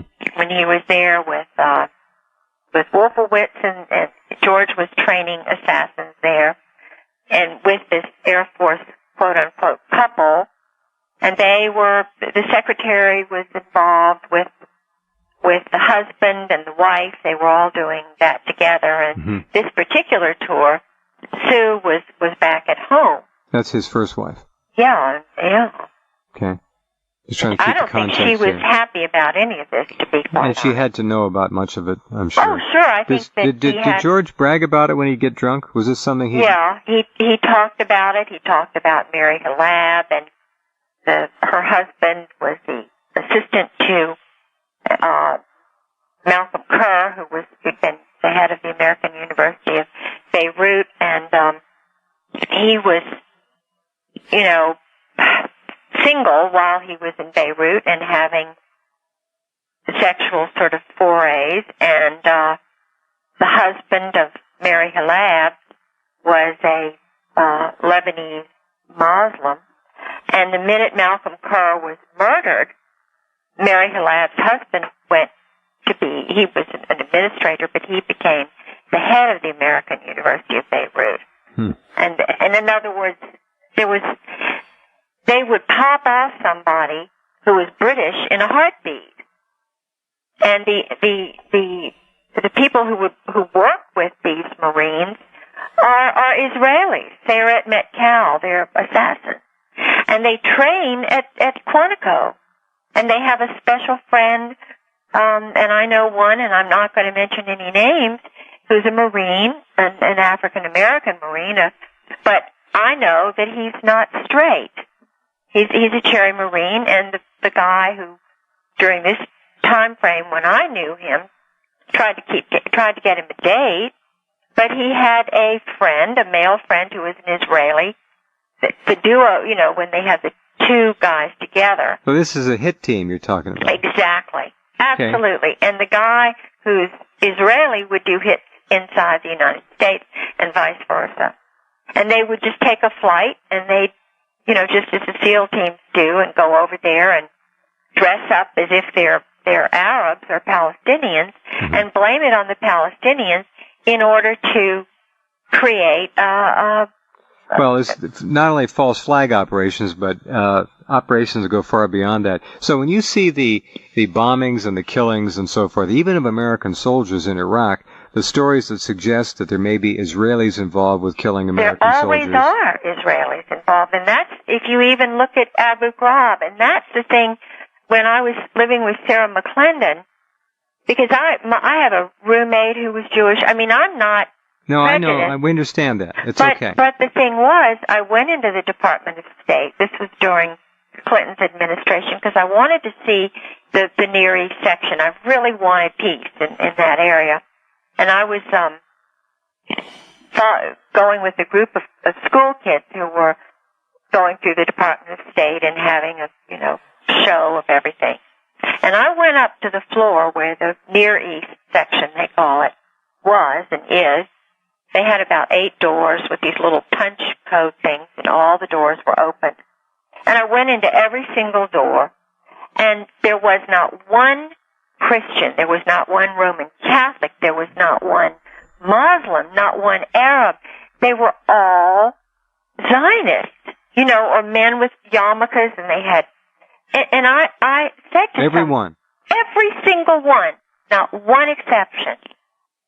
And I had seen Dennis Ross and some of these guys who are, are dual nationals, who are what we call neocons, because right. they are really more pro-Israeli than they are pro-American.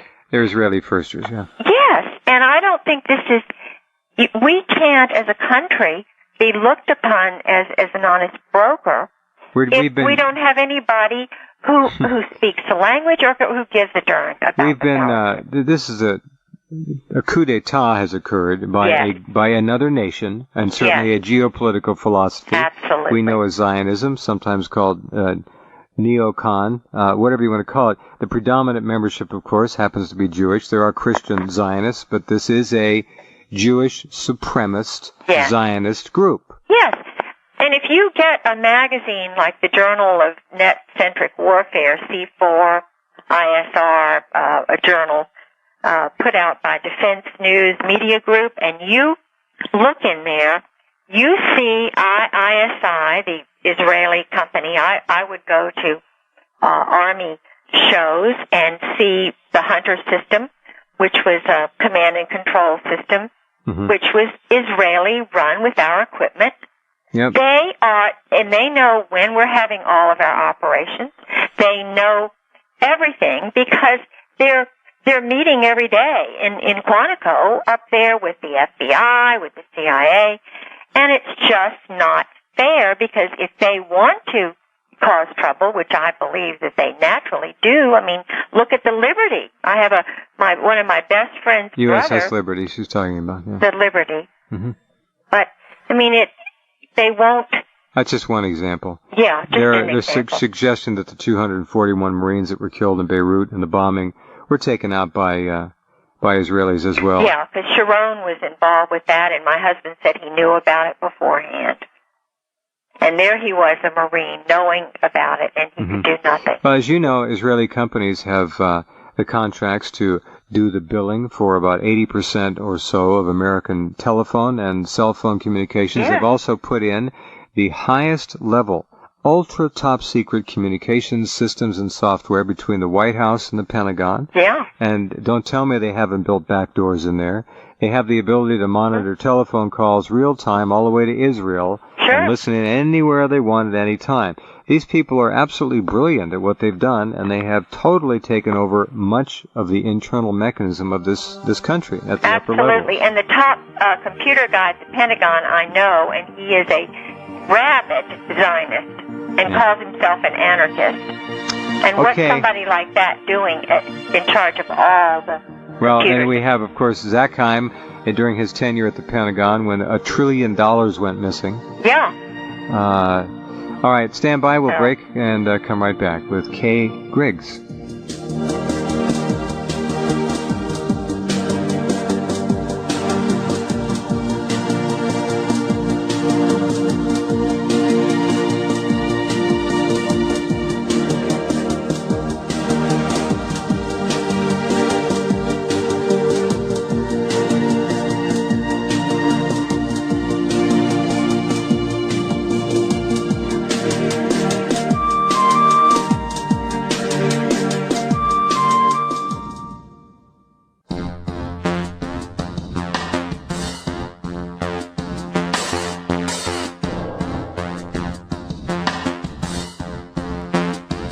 Right back with you. I'm Jeff Rentz, coast to coast on the Genesis Communications Network and worldwide on the internet as well. Rentz.com is the website, RENSE.com. This is the kind of material we bring you at Rentz.com around the clock from around the globe. And we're very much honored to have Kay Griggs back tonight. She is more than a courageous American patriot.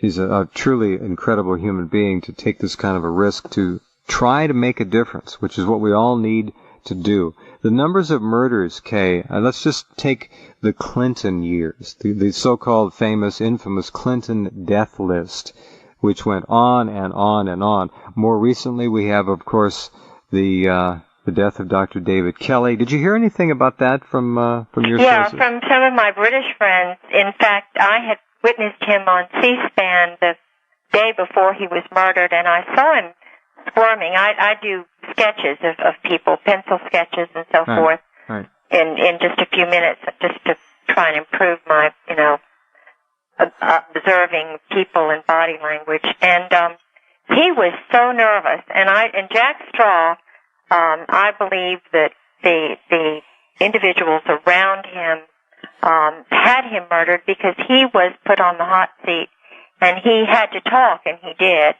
And the very next day, he was on C-SPAN, and then the very next day we heard about him, and I believe he was murdered. Oh, no. And the interesting thing too, when I had the 2 death threats, and there was a Mountie who was with this New Jersey guy named Joe who came to Mahi Maz, and in other words, he just said, he'd done his wife, and that if I didn't stop talking about my conversation with William Colby, who was a friend of my Uncle Ben's, because William Colby had gone to Princeton with my Uncle Ben, and they had both been in cap and gown, and that's one of the reasons that I sort of thought George would be all right, because my father's sister's husband, Uncle Ben Delaney, had been a football star and been in cap and gown and had the same thing, but his parents were killed. And he went to the Hun school, and he went through the same hoops that my husband did.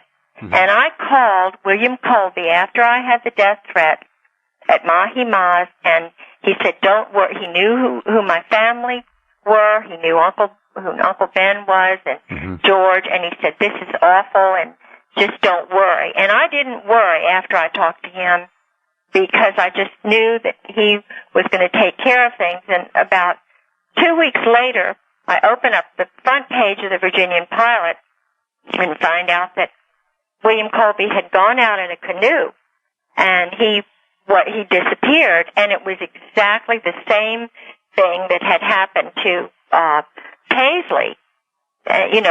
There's a wonderful book called Widows by Corson and Trento about 3 murdered high-level men, and Paisley had a similar job as O'Neill and the fellow in England, and he was murdered the same way William Colby was. Talking about John O'Neill. Yes, John O'Neill. Who was in the World Trade Center. I'm talking about William Colby was murdered in the water in a boat, and so was Paisley. Only Paisley was a little bit earlier, during the Nixon administration. But this is what they do when the eyes are on, the public's eyes are on people. And this is why they're very fearful, why I'm sure people like George and Oswald they tense up. They just get, you look at them and their hands are clenched, and they're frightened because they know what they do to people, and so they realize that if they come out in the open, they're out too. Somebody may do them. Yeah. Gunter Rusbacher. I spoke to him. Yeah. Gunter was another operative. Mm-hmm. But he didn't go to Princeton. Oswald didn't go to Princeton. What I know is that once you've been through the elite ROTC and intelligence hoops at cap and gown at Princeton, and you have those friendships, then they protect each other. Whereas an Oswald or a Gunter Rossbacher, who's part of the Galen group, they usually leave. They go somewhere if they're lucky, or they do them. Galen meaning Gehlen, the former German World War II intelligence chief. Yeah, but they did everything. I mean, I believe they're still involved with the 911. When you saw, and we touched upon this briefly last time, you knew that, I assume maybe you knew, maybe after the fact, that Dick Cheney had literally issued the most blatant threat against a U.S. senator that probably has ever been in print when he threatened Wellstone about a month before the Wellstones were murdered. Yeah, I know they were murdered, and the guy who took over, he was born in New Jersey. Coleman. Yeah, he's Ron absolutely. Coleman. He's a Zionist and doing the bidding of his masters. And interestingly enough, Coleman and our mayor had a special secret trip to Israel together. And this is the largest military complex in the world, and there's a lot of collusion I know about with the Meyer Lansky Rabbi Kahane group that these people are involved with here in Norfolk. And that's not good. Because they're really dual nationals. They're not patriotic Americans. Well, look how many criminals have fled to Israel for security. Look at Jonathan Pollard, for example. Well, they can't quite get him out, but they're still working on it. Yeah. All right, stand by, Kay, if you will. We'll come right back Sure. and continue our conversation with Kay Griggs.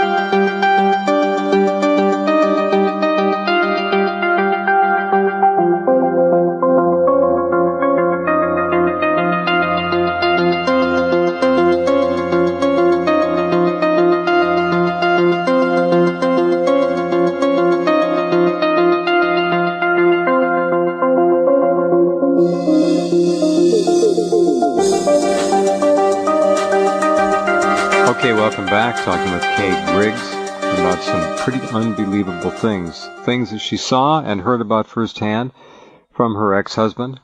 We know the story by now. Kay, here's an eclectic topic for a moment, if I might.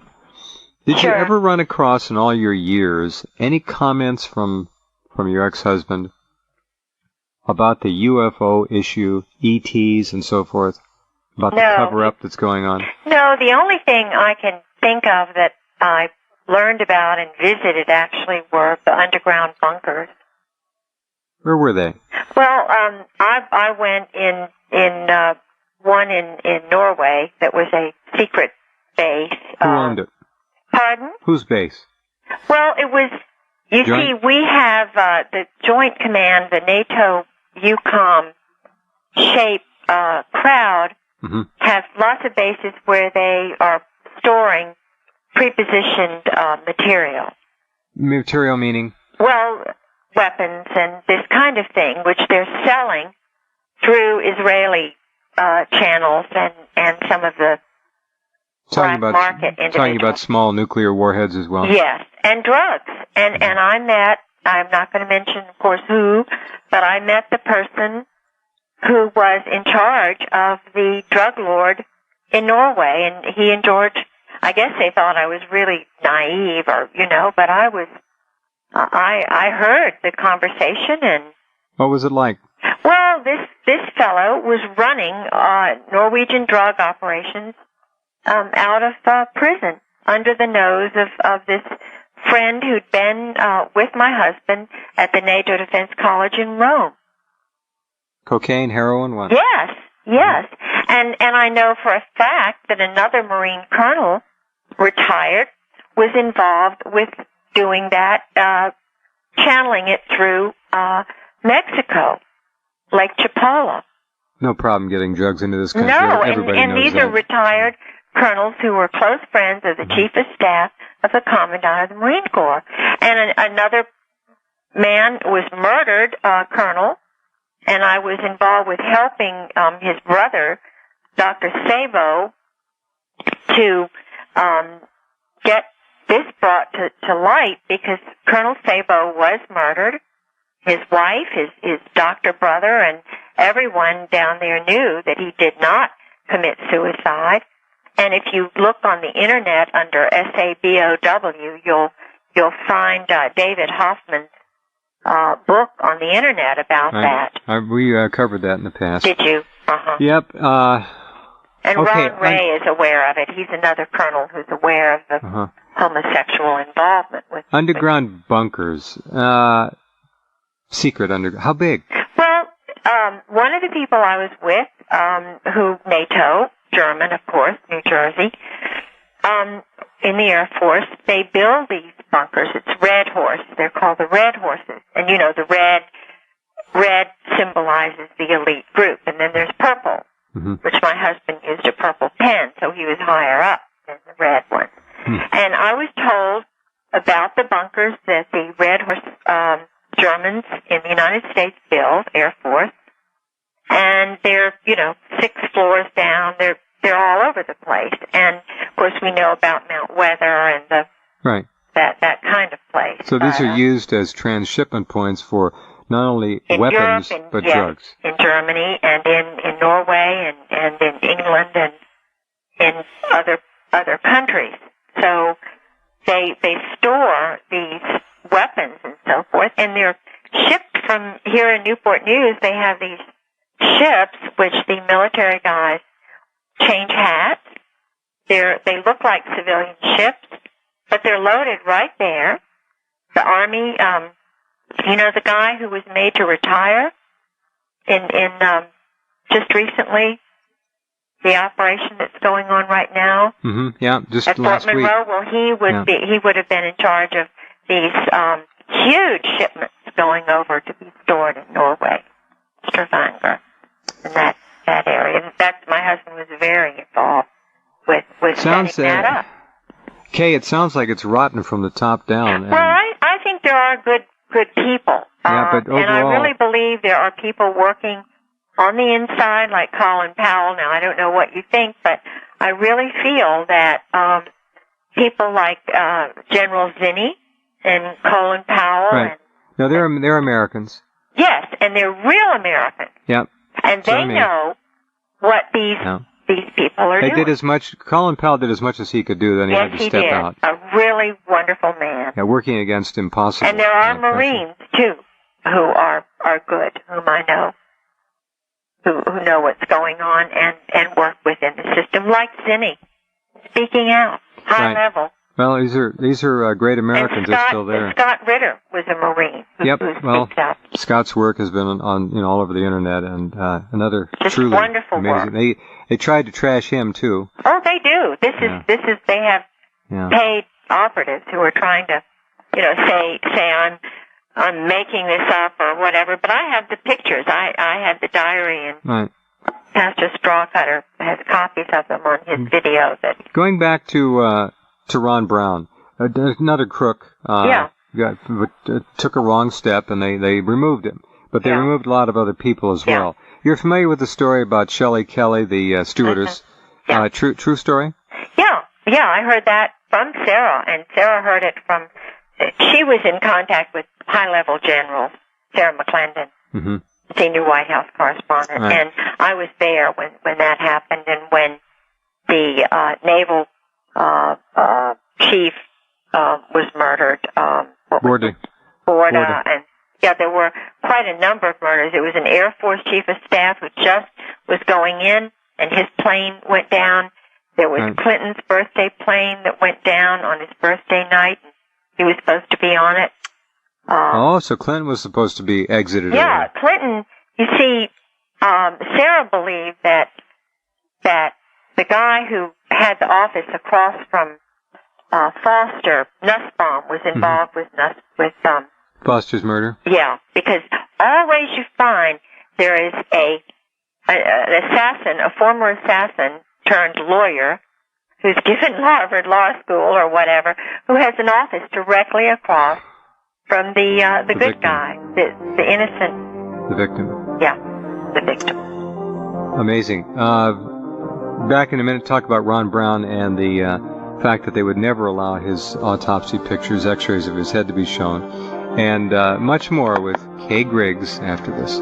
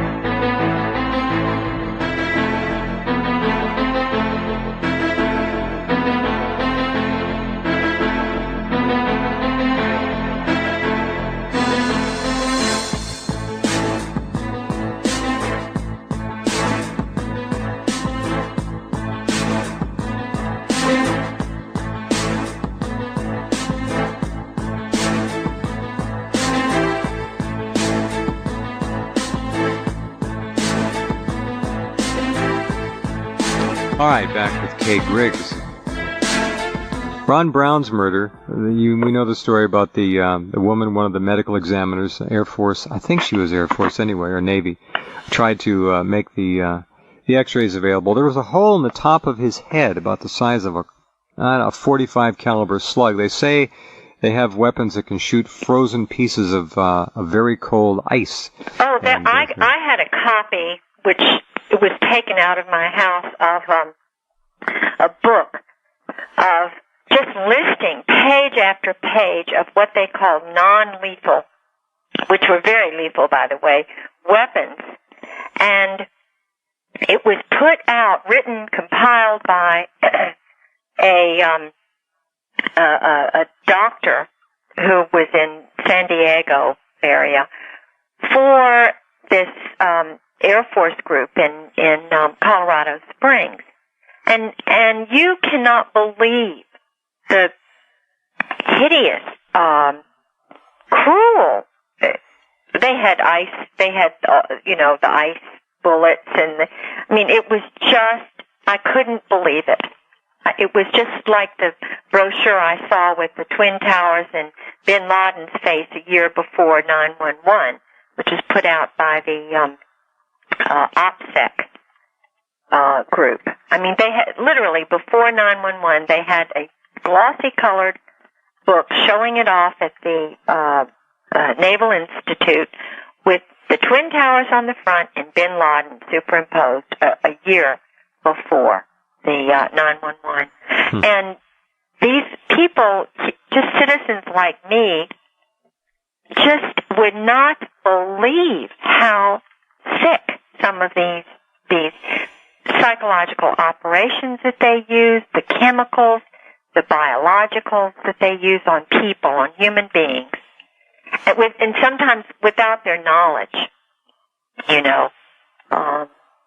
prisoners and soldiers and who just have no idea that they're being used as guinea pigs. Not a clue. Not a clue. Yeah. And I wouldn't have believed it either if I hadn't married the man I married.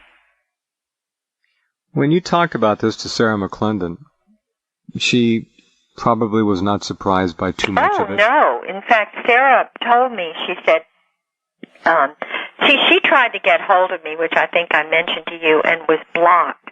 My phone was being blocked.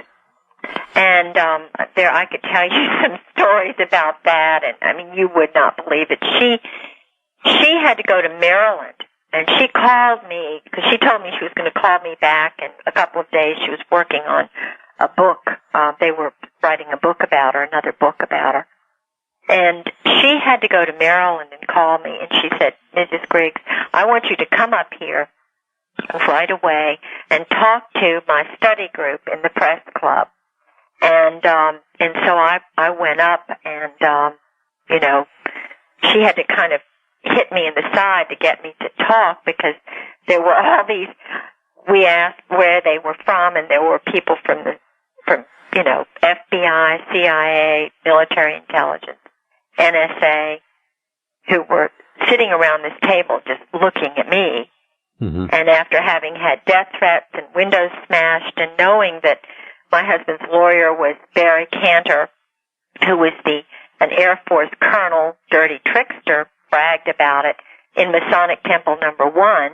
And the 3 judges were also, I found out, in Masonic Temple number 1 in Norfolk, and they happen to have all been Jewish, and I don't know, you know, I'm not, but I just thought, well, this is really not fair when you've got military people who are in the same Masonic lodge as judges, and my husband's lawyer. It's no wonder that my couple of lawyers just said, well, no, I don't think I can handle this case. Because, you know, they were caught in my neighborhood, the Navy SEALs were. Going in with my suitcase in the woods, a judge who lives across the street found an open suitcase of mine that was in my car, and they'd taken it out and strewn, things were all over his woods. I mean, it was just, it's horrible. And I'm not the only wife. I mean, this is the norm. If the wife is, trouble, sometimes they do the guy in. And I've talked to some wives whose husbands were murdered right in their own home. Is this among this here group? In Norfolk. Among this group, and you mentioned that Norfolk is quite. Is it? I guess there has to be a certain amount of fear-based underlying current to all of this, because the stakes are very high, and human life obviously means next to nothing to these people. No, not anything. Tell us more about Norfolk, which is, of course, one of the Navy's vital organs, as it were.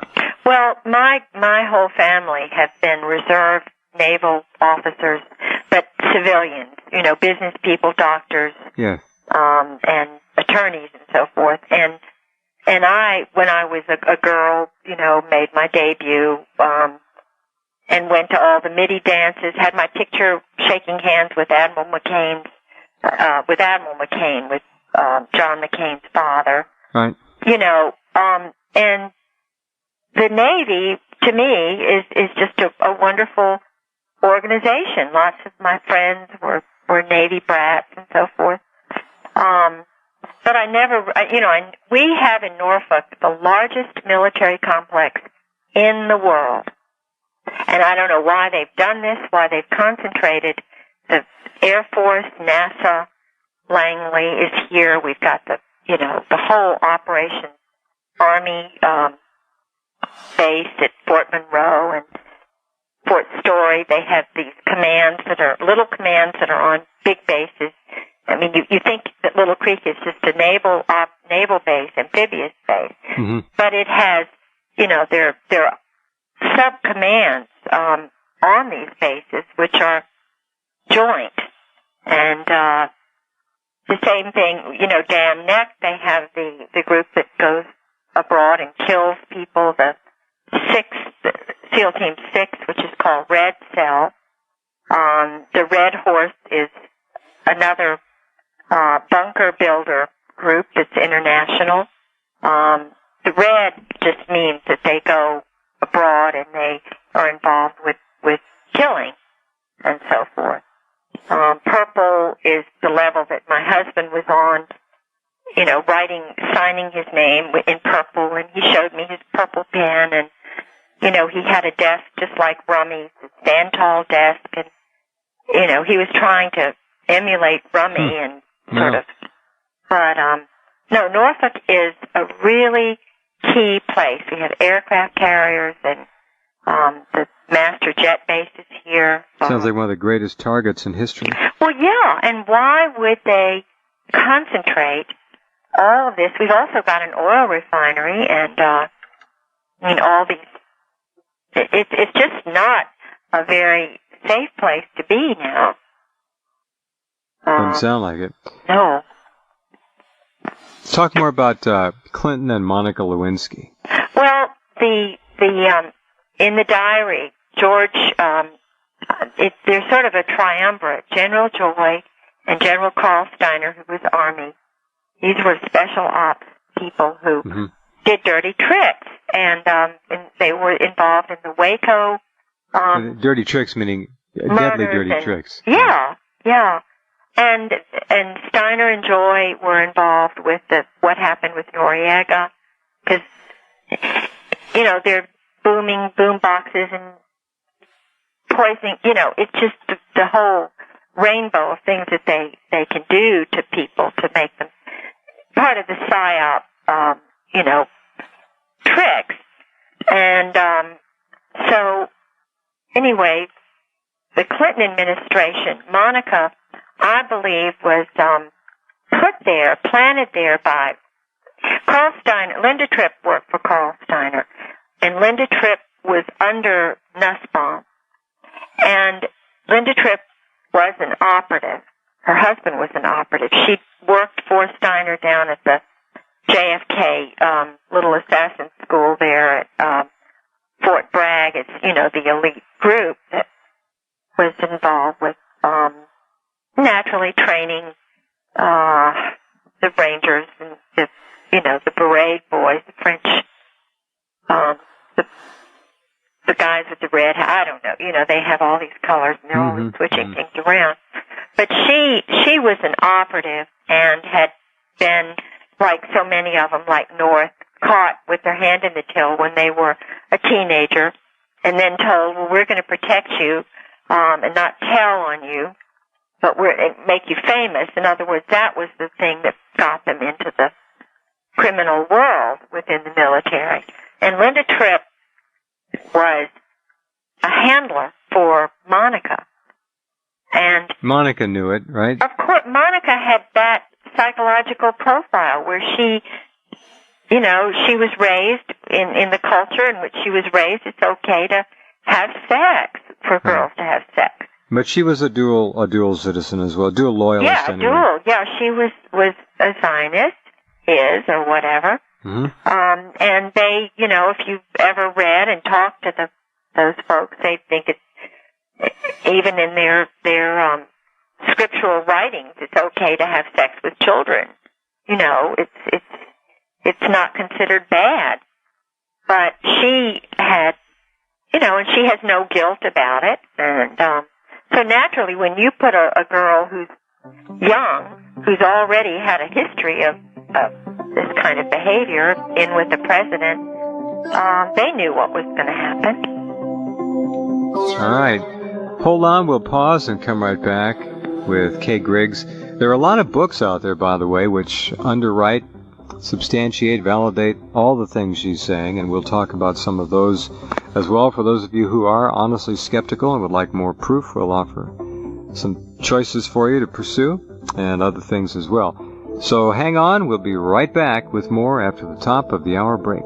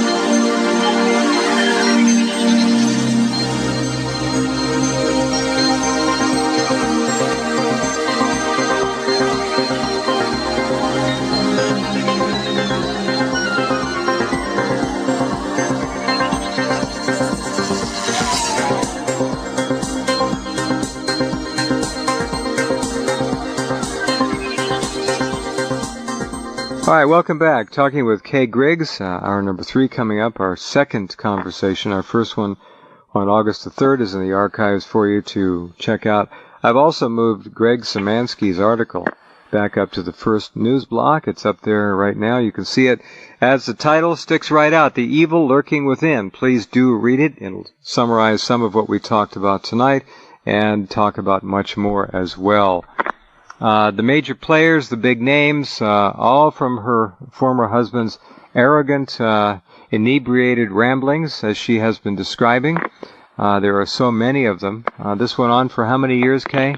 Well, until he would leave and come back. You know, he couldn't stop drinking, but I tried really, really hard to get him to stop drinking. Right. He went to counselors and the VA, and I just think it was.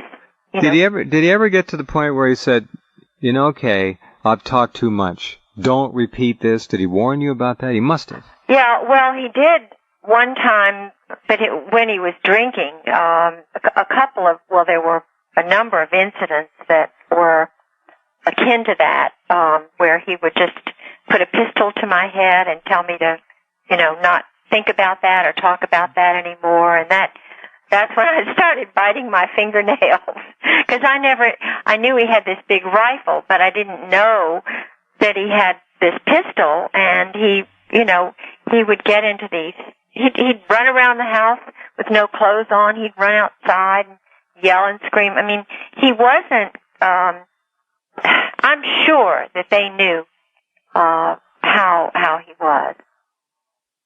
And I could not get anybody to help me. And this was after wife number 1 was dead. And that's not right. Now you suffered a lot of physical abuse too. He broke my leg. He socked me in the chest, and I still have just these veins that are pop. He tried to kill me quite a number of times, but he was deranged when he was like that. He'd wake up in the middle of the night and just kick me out of bed. And, of course, this is post-traumatic stress, and I didn't know anything about it. Right. But I tried to get some help for him and for me, really hard. Yeah. But the problem was that that gun was a special registered gun. And I did a bad thing. I just, one day I found it, and I took it and threw it in the river, and boy, he warned me then. I was talked to a number of times when I was down there at the Marine Corps base, and I took the pictures in the Officers Club that night. That was a really bad thing for me to do. He chased me down the dock, and I jumped in the water and held on to the piers. I was raised with brothers on a farm, and I'm telling you, You're not a wimp, tough. is what you're saying. I'm a country girl, but I've never fought back. I don't believe in that. I believe in talking and communicating and trying to get help coming from a medical family. So they knew how he was, and he's married again, and I'm really frightened for her. But hopefully, they got him on some pills or something. How do you view the Bush presidency? I mean, the whole process, his original nomination and everything. Now 2 presidential elections stolen, basically. It's a farce. It's really sad to me because you know he's not right. You can just look at him. He sort of reminds me of Alfred E. Newman. Yeah. I like his mother, and George introduced George Bush Sr. to Parker Host, and George is very close. My husband is very close to George Bush and James Baker. James Baker's a Marine, and he was in cap and gown, so, but, I think he's just being run by these Zionists, and they could care less about America. I think it's part of their their plan. Using this as a cash cow. Absolutely. And they're just, it's a parasitic relationship. They're Trotskyites, and they are wanting to destroy America from within. Oh, they're doing a good job. Did you ever talk to your husband about the obvious intentional opening of America's borders to Latin America and the flood tide of 20 to 25 million illegal aliens and what they're doing to what's left of our economy? Did you ever talk to him about that? Yeah, you see, it's all part of the word shape. You know, think about the word shape. Shaping the New World Order. Right. This group that is now has totally stolen our military, our banks, and they're trying to destroy our culture from within. This is what they plan to do. What the Galen Group and the Germans and the Russian, Soviet, the group that came in was let in by the thousands after World War II, was institutionalized. So, everybody knows what, the red cell does and who controls the Marine Corps, 4th Marine. We Semper Fidelis is the Rothschild coat of arms, and Roth means red shield. And the money that, so... No problem for American troops to fire on Americans if necessary in the streets here. No, in my view, because these people, they've been bringing in, unbeknownst to most American citizens, I've known about it ever since I was married to George, they bring in by the thousands through the Department of State young boys who might be 18 years old through the military attaches, the embassies. They pick out rising stars, a diplomat's son, and they turn them. They bring them to the United States. They give them $850 a month. They do criminal activity or murders and assassinations. And in 4 years, guess what? They become a citizen. So they're literally bribed to become an American citizen, or their sister in India is having a wedding, and they just struggle. And it's just been going on for so long. And they train at Quantico. It's no secret that they do all of this joint training with Germans, Israelis, Indians, Koreans, Indonesians, Iranians. They brought over thousands of Iranians. Schwarzkopf's dad introduced the Masonic quote-unquote religion to Iran in the 20s to brainwash them. And then in the 60s, they just poured into schools like VMI and the Citadel and West Point and Annapolis. Just, 30, 40 in a year.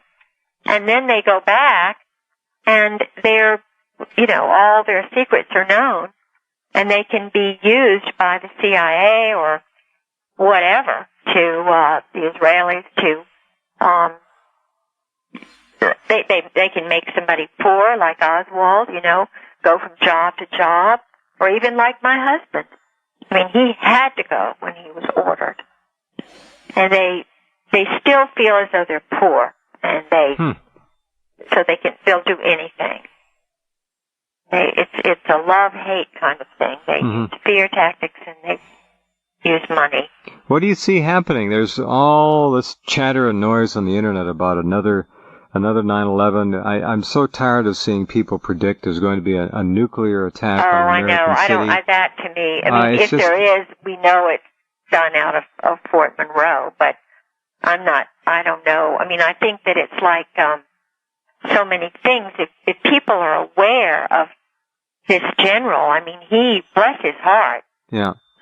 Because he is a sacrificial lamb of it seems like that guy that, Hadley and the general, that German general, what's his name, who was the chief of staff for the army, who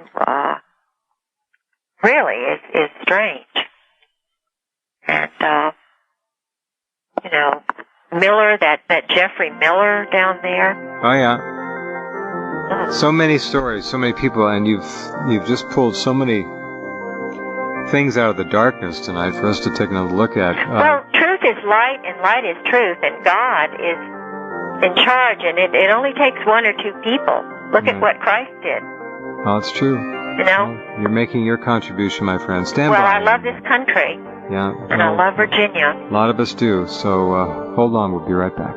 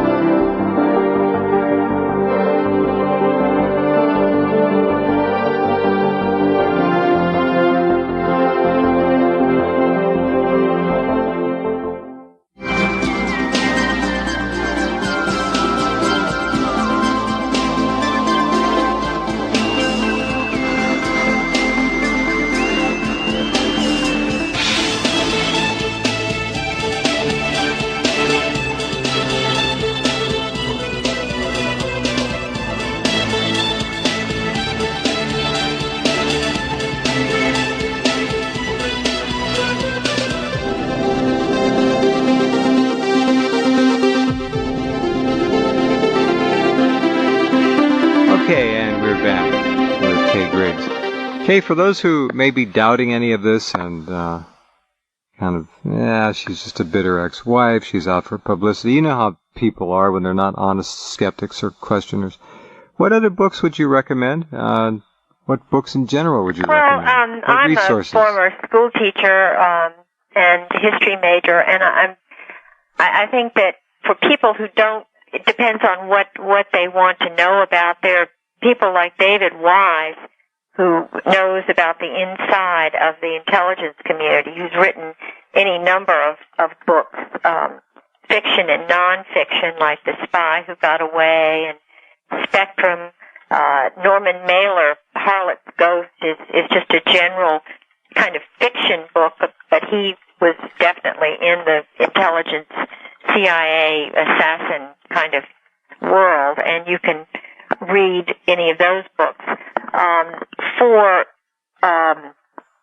people who want to know about our assassination of men, there are just lots of nonfiction books, like Widows, 4 American Spies, The Wives They Left Behind, and that's by Corson and Trento, Susan Trento and Joseph Trento. That is an excellent book. It's called Widows, and there are 3 authors there who really tell about how the Army and the military murder their own. And there are books like William Hoffman and Lake Headley, Headley's book, Contract Killer, which tells about the military's involvement with the mafia, what the most notorious mafia hitman, Donald Tony the Greek Franco's, and he was supposed to have murdered Hoffa, but it tells how the military, his training in the military, really enabled him to not spend any time in prison and to make friends with police officers. And in other words, these guys, and I'm not saying because they're white, but generally if they're African American, or women, we're way down on the totem pole. So Marilyn Monroe or Martha Mitchell or, Mary Myers or, sure, just neutralize us, or the blacks, or Martha Stewart. But yeah, what do you know about Martha Stewart? Well, she fired, and I'm not anti-homosexuals either. I just don't like it when they rape little boys like my husband, Right. And Oswald. But she was targeted by this homosexual whom she fired. And they're really rage-filled people when they don't like women. They don't like women who have power. Look at the Roman Catholic Church, what they did to the Cathars. Well, let's go back to to the late 1970s when homosexual radicals, I'm not talking about all homosexuals, Right. homosexual radicals fought and succeeded in destroying the most obvious common sense kinds of public health policies we should have immediately adopted to deal with HIV/AIDS. They destroyed them. Yeah. And that resulted in the deaths of hundreds of thousands of people. They treated, they demanded, they bribed, they forced our public health policies to reconfigure themselves to treat HIV/AIDS as a social disease. To this day, we have no legal right to know who is or who is not infected and carrying up to 30 opportunistic diseases. We do not have the right to know. Isn't that strange? However, if someone has syphilis, they're tracked, they're identified, all their contacts are traced, but not HIV/AIDS. So, yes, we go back. You're right. There is a homosexual rage among certain members of that community, the radicals. They are absolutely responsible for a catastrophe in this country. And it's the same reason that they don't let people know in Virginia who the child pedophiles are. This, the pedophile group is very, they're involved with some of the homosexuals, and police officers like the one Shorty Satterwhite, who was a Marine, who was a known homosexual in the Virginia Beach Police Department, who was assigned to me with the house break-ins, and I found out, not only was he homosexual, but he had served as a Marine for 20 years. And the FBI guy, the same thing happened where I called the FBI, and there was Dan McNally, and found out that he was a Cherry Marine, and he had served under Al Gray. And, it's kind of as though the pedophiles, you can't find out who the pedophiles are, these priests. Like David Ferry, he'd been outed as a pedophile priest in Illinois, but he was sent down to New Orleans, and he was recruiting and raping little boys. And if you read William Manchester's book, The Arms of Krupp, William Manchester was a very bright Marine. He's a great writer. Yeah, and this book, The Arms of Krupp, will tell readers, people who don't believe about the German disease and the high command being this way, just read The Arms of Krupp and what went on the Isle of Capri. Well, all right. So, stand by. I'll break at the bottom of the hour here. Come back, 2 more segments to go with Kay Griggs. And if anyone wants to call in, we're on delay many places, but some of you are listening certainly live right now, many in fact. If you want to call in with a question perhaps, 800-259-9231. 800-259-9231. A lot of sharp folks listening out there now, and if you want to ask this brave lady something, go ahead, give us a ring. 800-259-9231.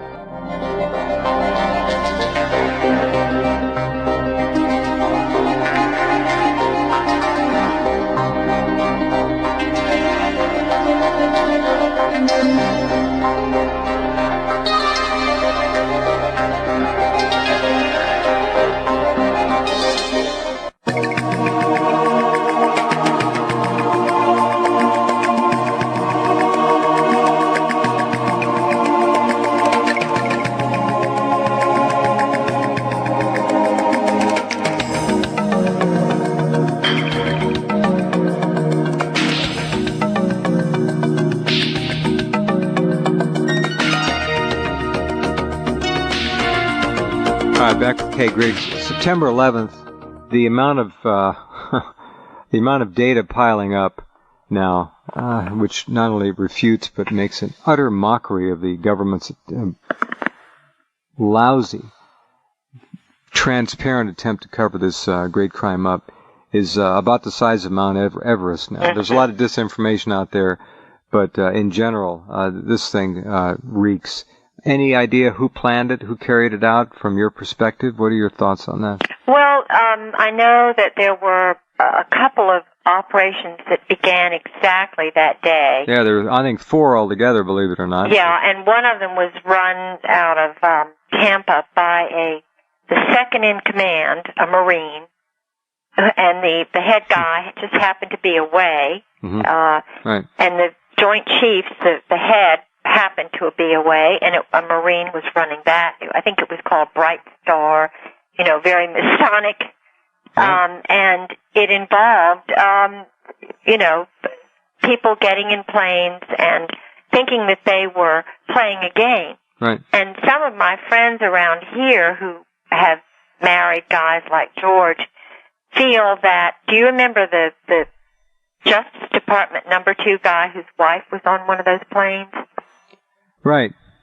They feel that possibly these guys were working for the Tampa German. In other words, it was there was a German involvement with ADA and so forth. And I know that he was over there for a while. Well, my husband had these Germans over one of the times just before he left, and this was a very high-level Bundestag member, and they're all involved with operations, because operations are income-producing.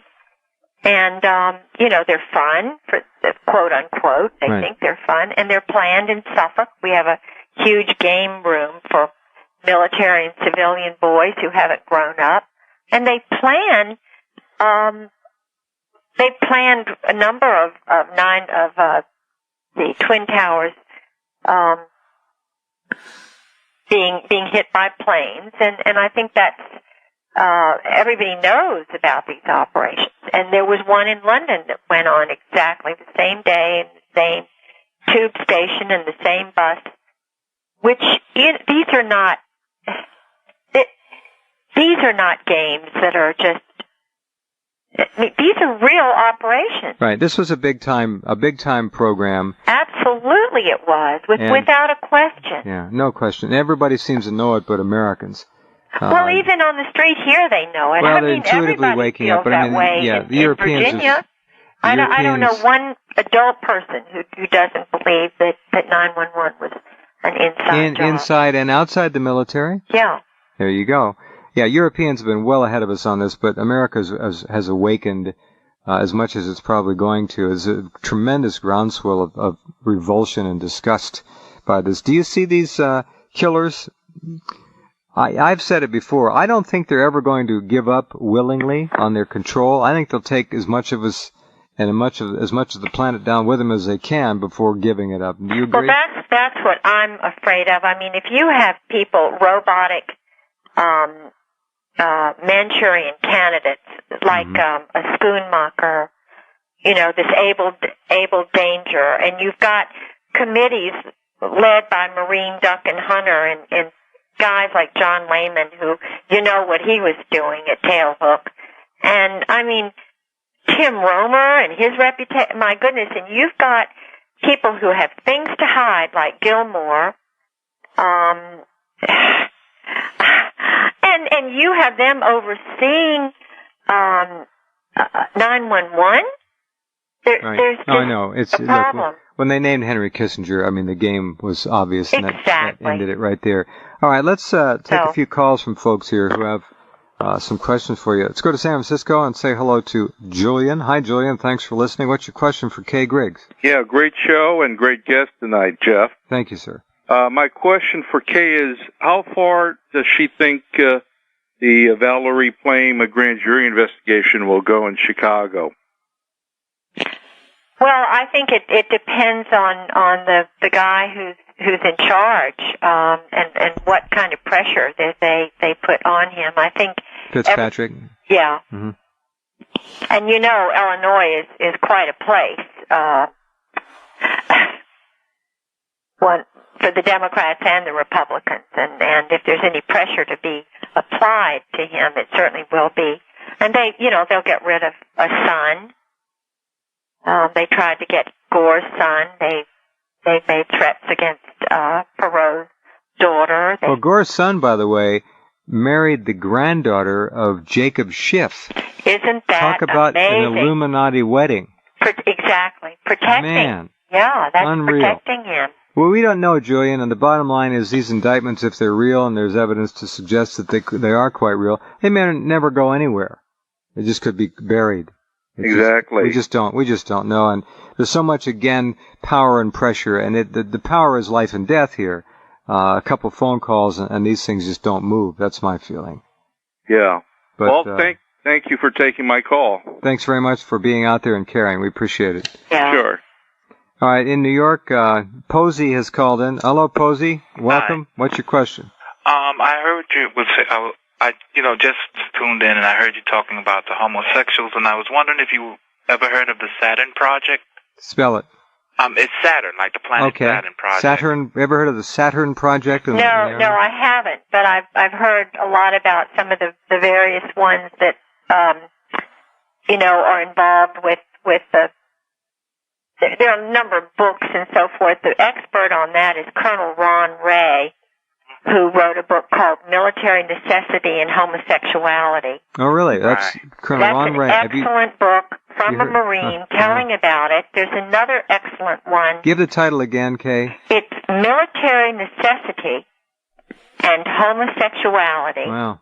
Published in Louisville, Kentucky, First Principles Press, 1993, by Colonel Ronald D. Ray, U.S. Marine Corps. All right, write that down.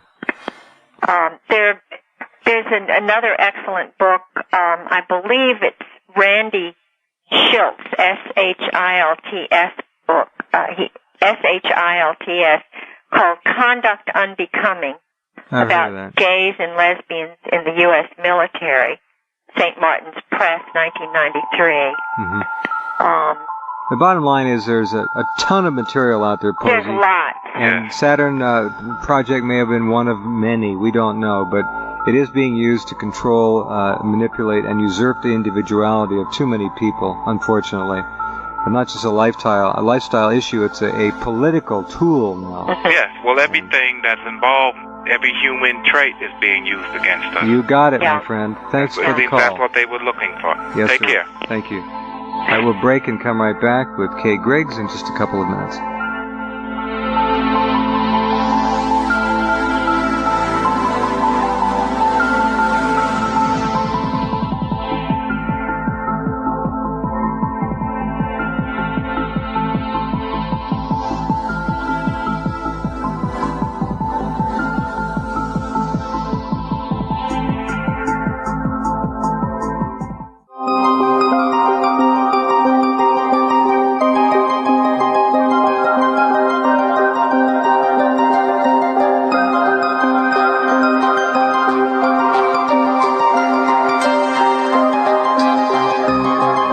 Welcome back, and again, our phone number, we have a couple callers on hold, 1-800-259-9231, 800-259-9231.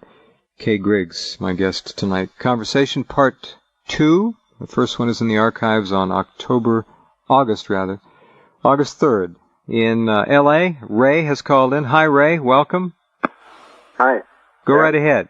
Yeah, hi. I was wanting to ask a couple things. I guess I'll just throw these questions out. And just one at a time, please. Okay.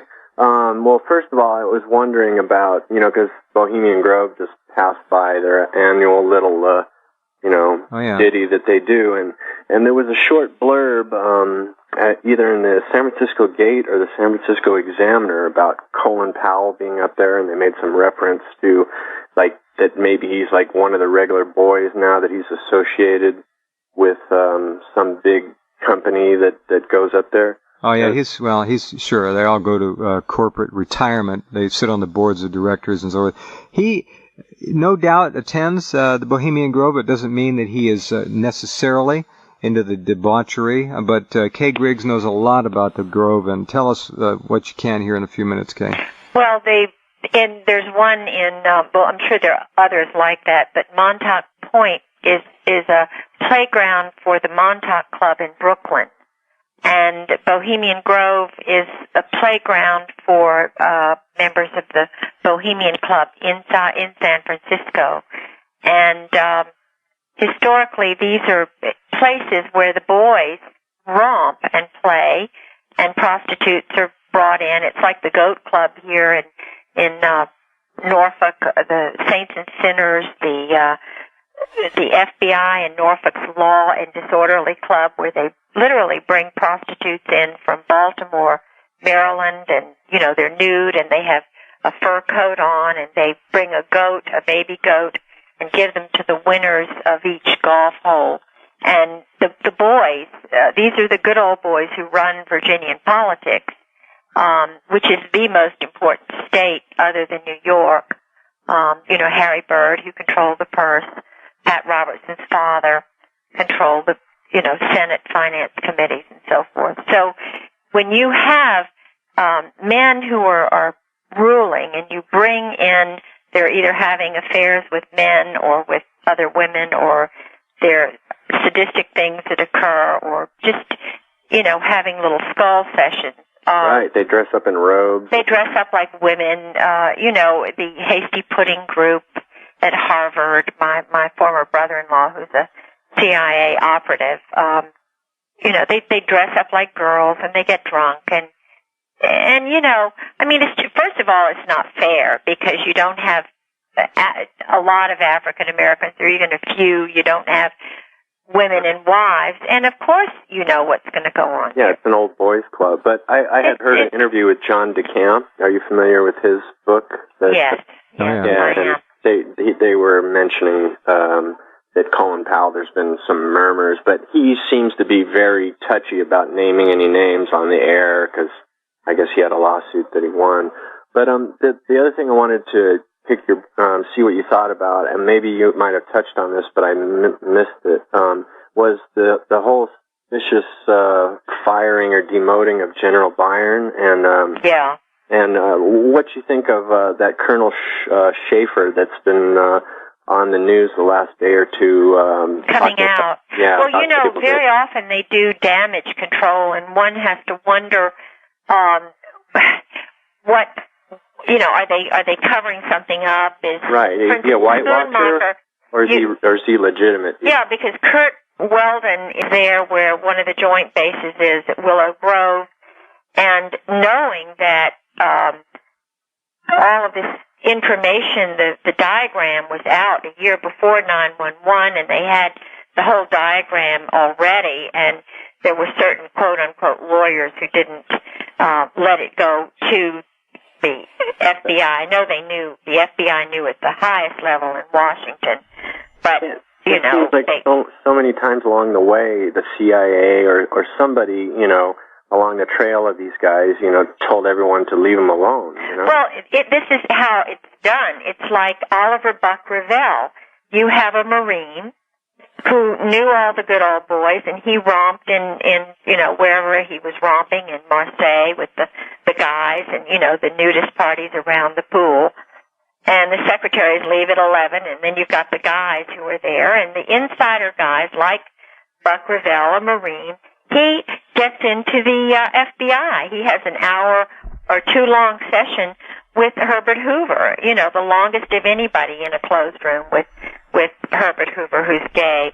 And, you know, we've heard about Tom Clancy being that way, and supposedly on the inside with a lot of those people.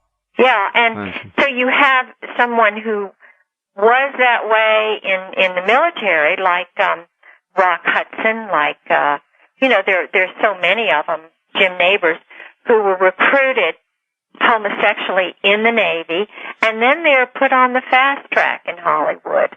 So this is how it's done, and you know, if you understand the architecture of it, you can pretty much just guess, or at least, you know, it's not necessarily true in all cases, but I believe it's more often than not. I think most of us get it. It's just, you know, having to prove it to a lot of other people that are too scared to face the Why truth. are they afraid? I mean, we're all going to die. We're all mortal.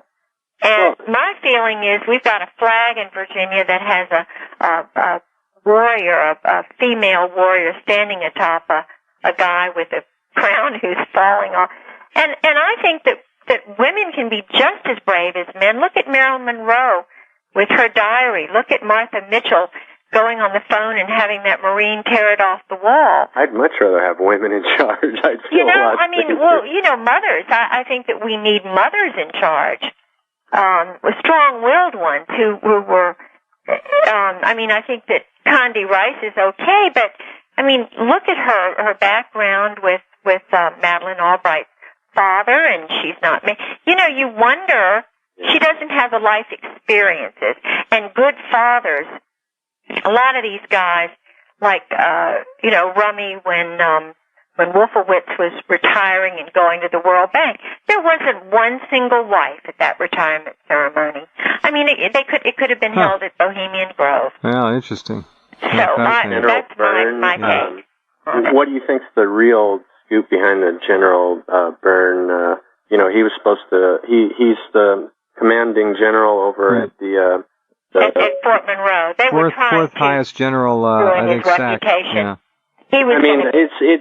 It seems like there's some infighting. It seems like, the Americans against the German, Israeli, right. So there are factions. We're fighting a battle for our nation's culture. And those lawyers the founding forefathers' beliefs in civilian control of government and having the right. They wouldn't believe what's happened here now at all. Ray, we've got to go. I want to get one more call. Okay, thanks a lot for answering. You bet. Thanks for calling in. Let's go to New York real quickly. George, we only have a couple of minutes. What's your question? Hi, Jeff. Hi. Hi, Kay. I love that name. It's my mother's name. All right, go ahead. Graduated. Yeah, Catherine, right. Yeah. She graduated from Columbia in the 30s. Yeah, really brainwashed, Yeah. She passed on 7/7, which was the London Day in 50, right? Oh, my gosh. I was glad. I sort of think I was there, half of me at least. Sure. But all this stuff that's been laid on you, George, your husband, and others, I feel sorry for us all. I know. I think we're going to get over it some way if we can forgive ourselves. That's exactly what we need to do is have light on, have people be able to say, this happened. Guys not to be afraid to say, my priest raped me, the general raped me, And, right, but this like in South Africa. Hey, this could have happened in a better environment. The doors that were open could have been opened in the sacrament of holy matrimony. The thing in itself was not totally evil. Parts of it was. And that's the way I feel.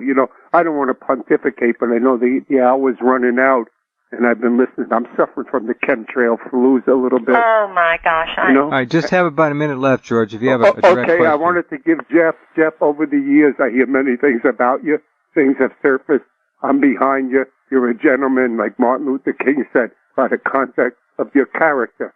Oh, thank you. You are a gentleman. And thank you, sir. One thing on Casey, the son of Cindy down there, he was born on JFK's birthday. Died the 29th, and he died on Martin Luther King's day. I met Martin Luther King and talked to him when I was about 18 years old. What a man. He was in his late 30s. What a genius. Yeah. What a gentleman. I don't care where he went. You got to put yourself in the context of the character of where we were. That's right. That's exactly right. That's why you're such a gentleman, Jeff. God bless you. Anything anybody says about you, I don't listen. Thank you, George. Thank you. And there are families. Indeed. Thank you, George. And God bless you, too. And God bless you, too, Kay Griggs, for being who you are. Wow, what an amazing person you are, and you carry on, young lady, because we need people like you, as you well know, and you have people out there listening who are hanging on every word, and they're very wise Americans. Well, read. John Marks, The Search for the Manchurian Candidate, or Tom Bowers, The Paperclip Conspiracy. There are lots of wonderful books out there by people like me who've been on the inside, and they really feel as though they need a voice. A wonderful one is Anthony Sutton's book. Oh, yeah. He died in 2002, entitled America's Secret Establishment. It's a monumental book, Anthony Sutton. Thank you again, You're Kay. welcome. If I can do anything... God bless you all, and God bless this country. Indeed. Good night. Good night. And yeah, she's going to be around. This is an amazing woman. Please listen to the first interview in the archives if you can on August 3rd. And we covered a lot of the same things tonight, but so much more. Wow, it's great to know there's still people like that with courage, patriotism, and heart. And there are a lot of you out there. And I thank all of you for being with us tonight. And we'll be back in 21 hours.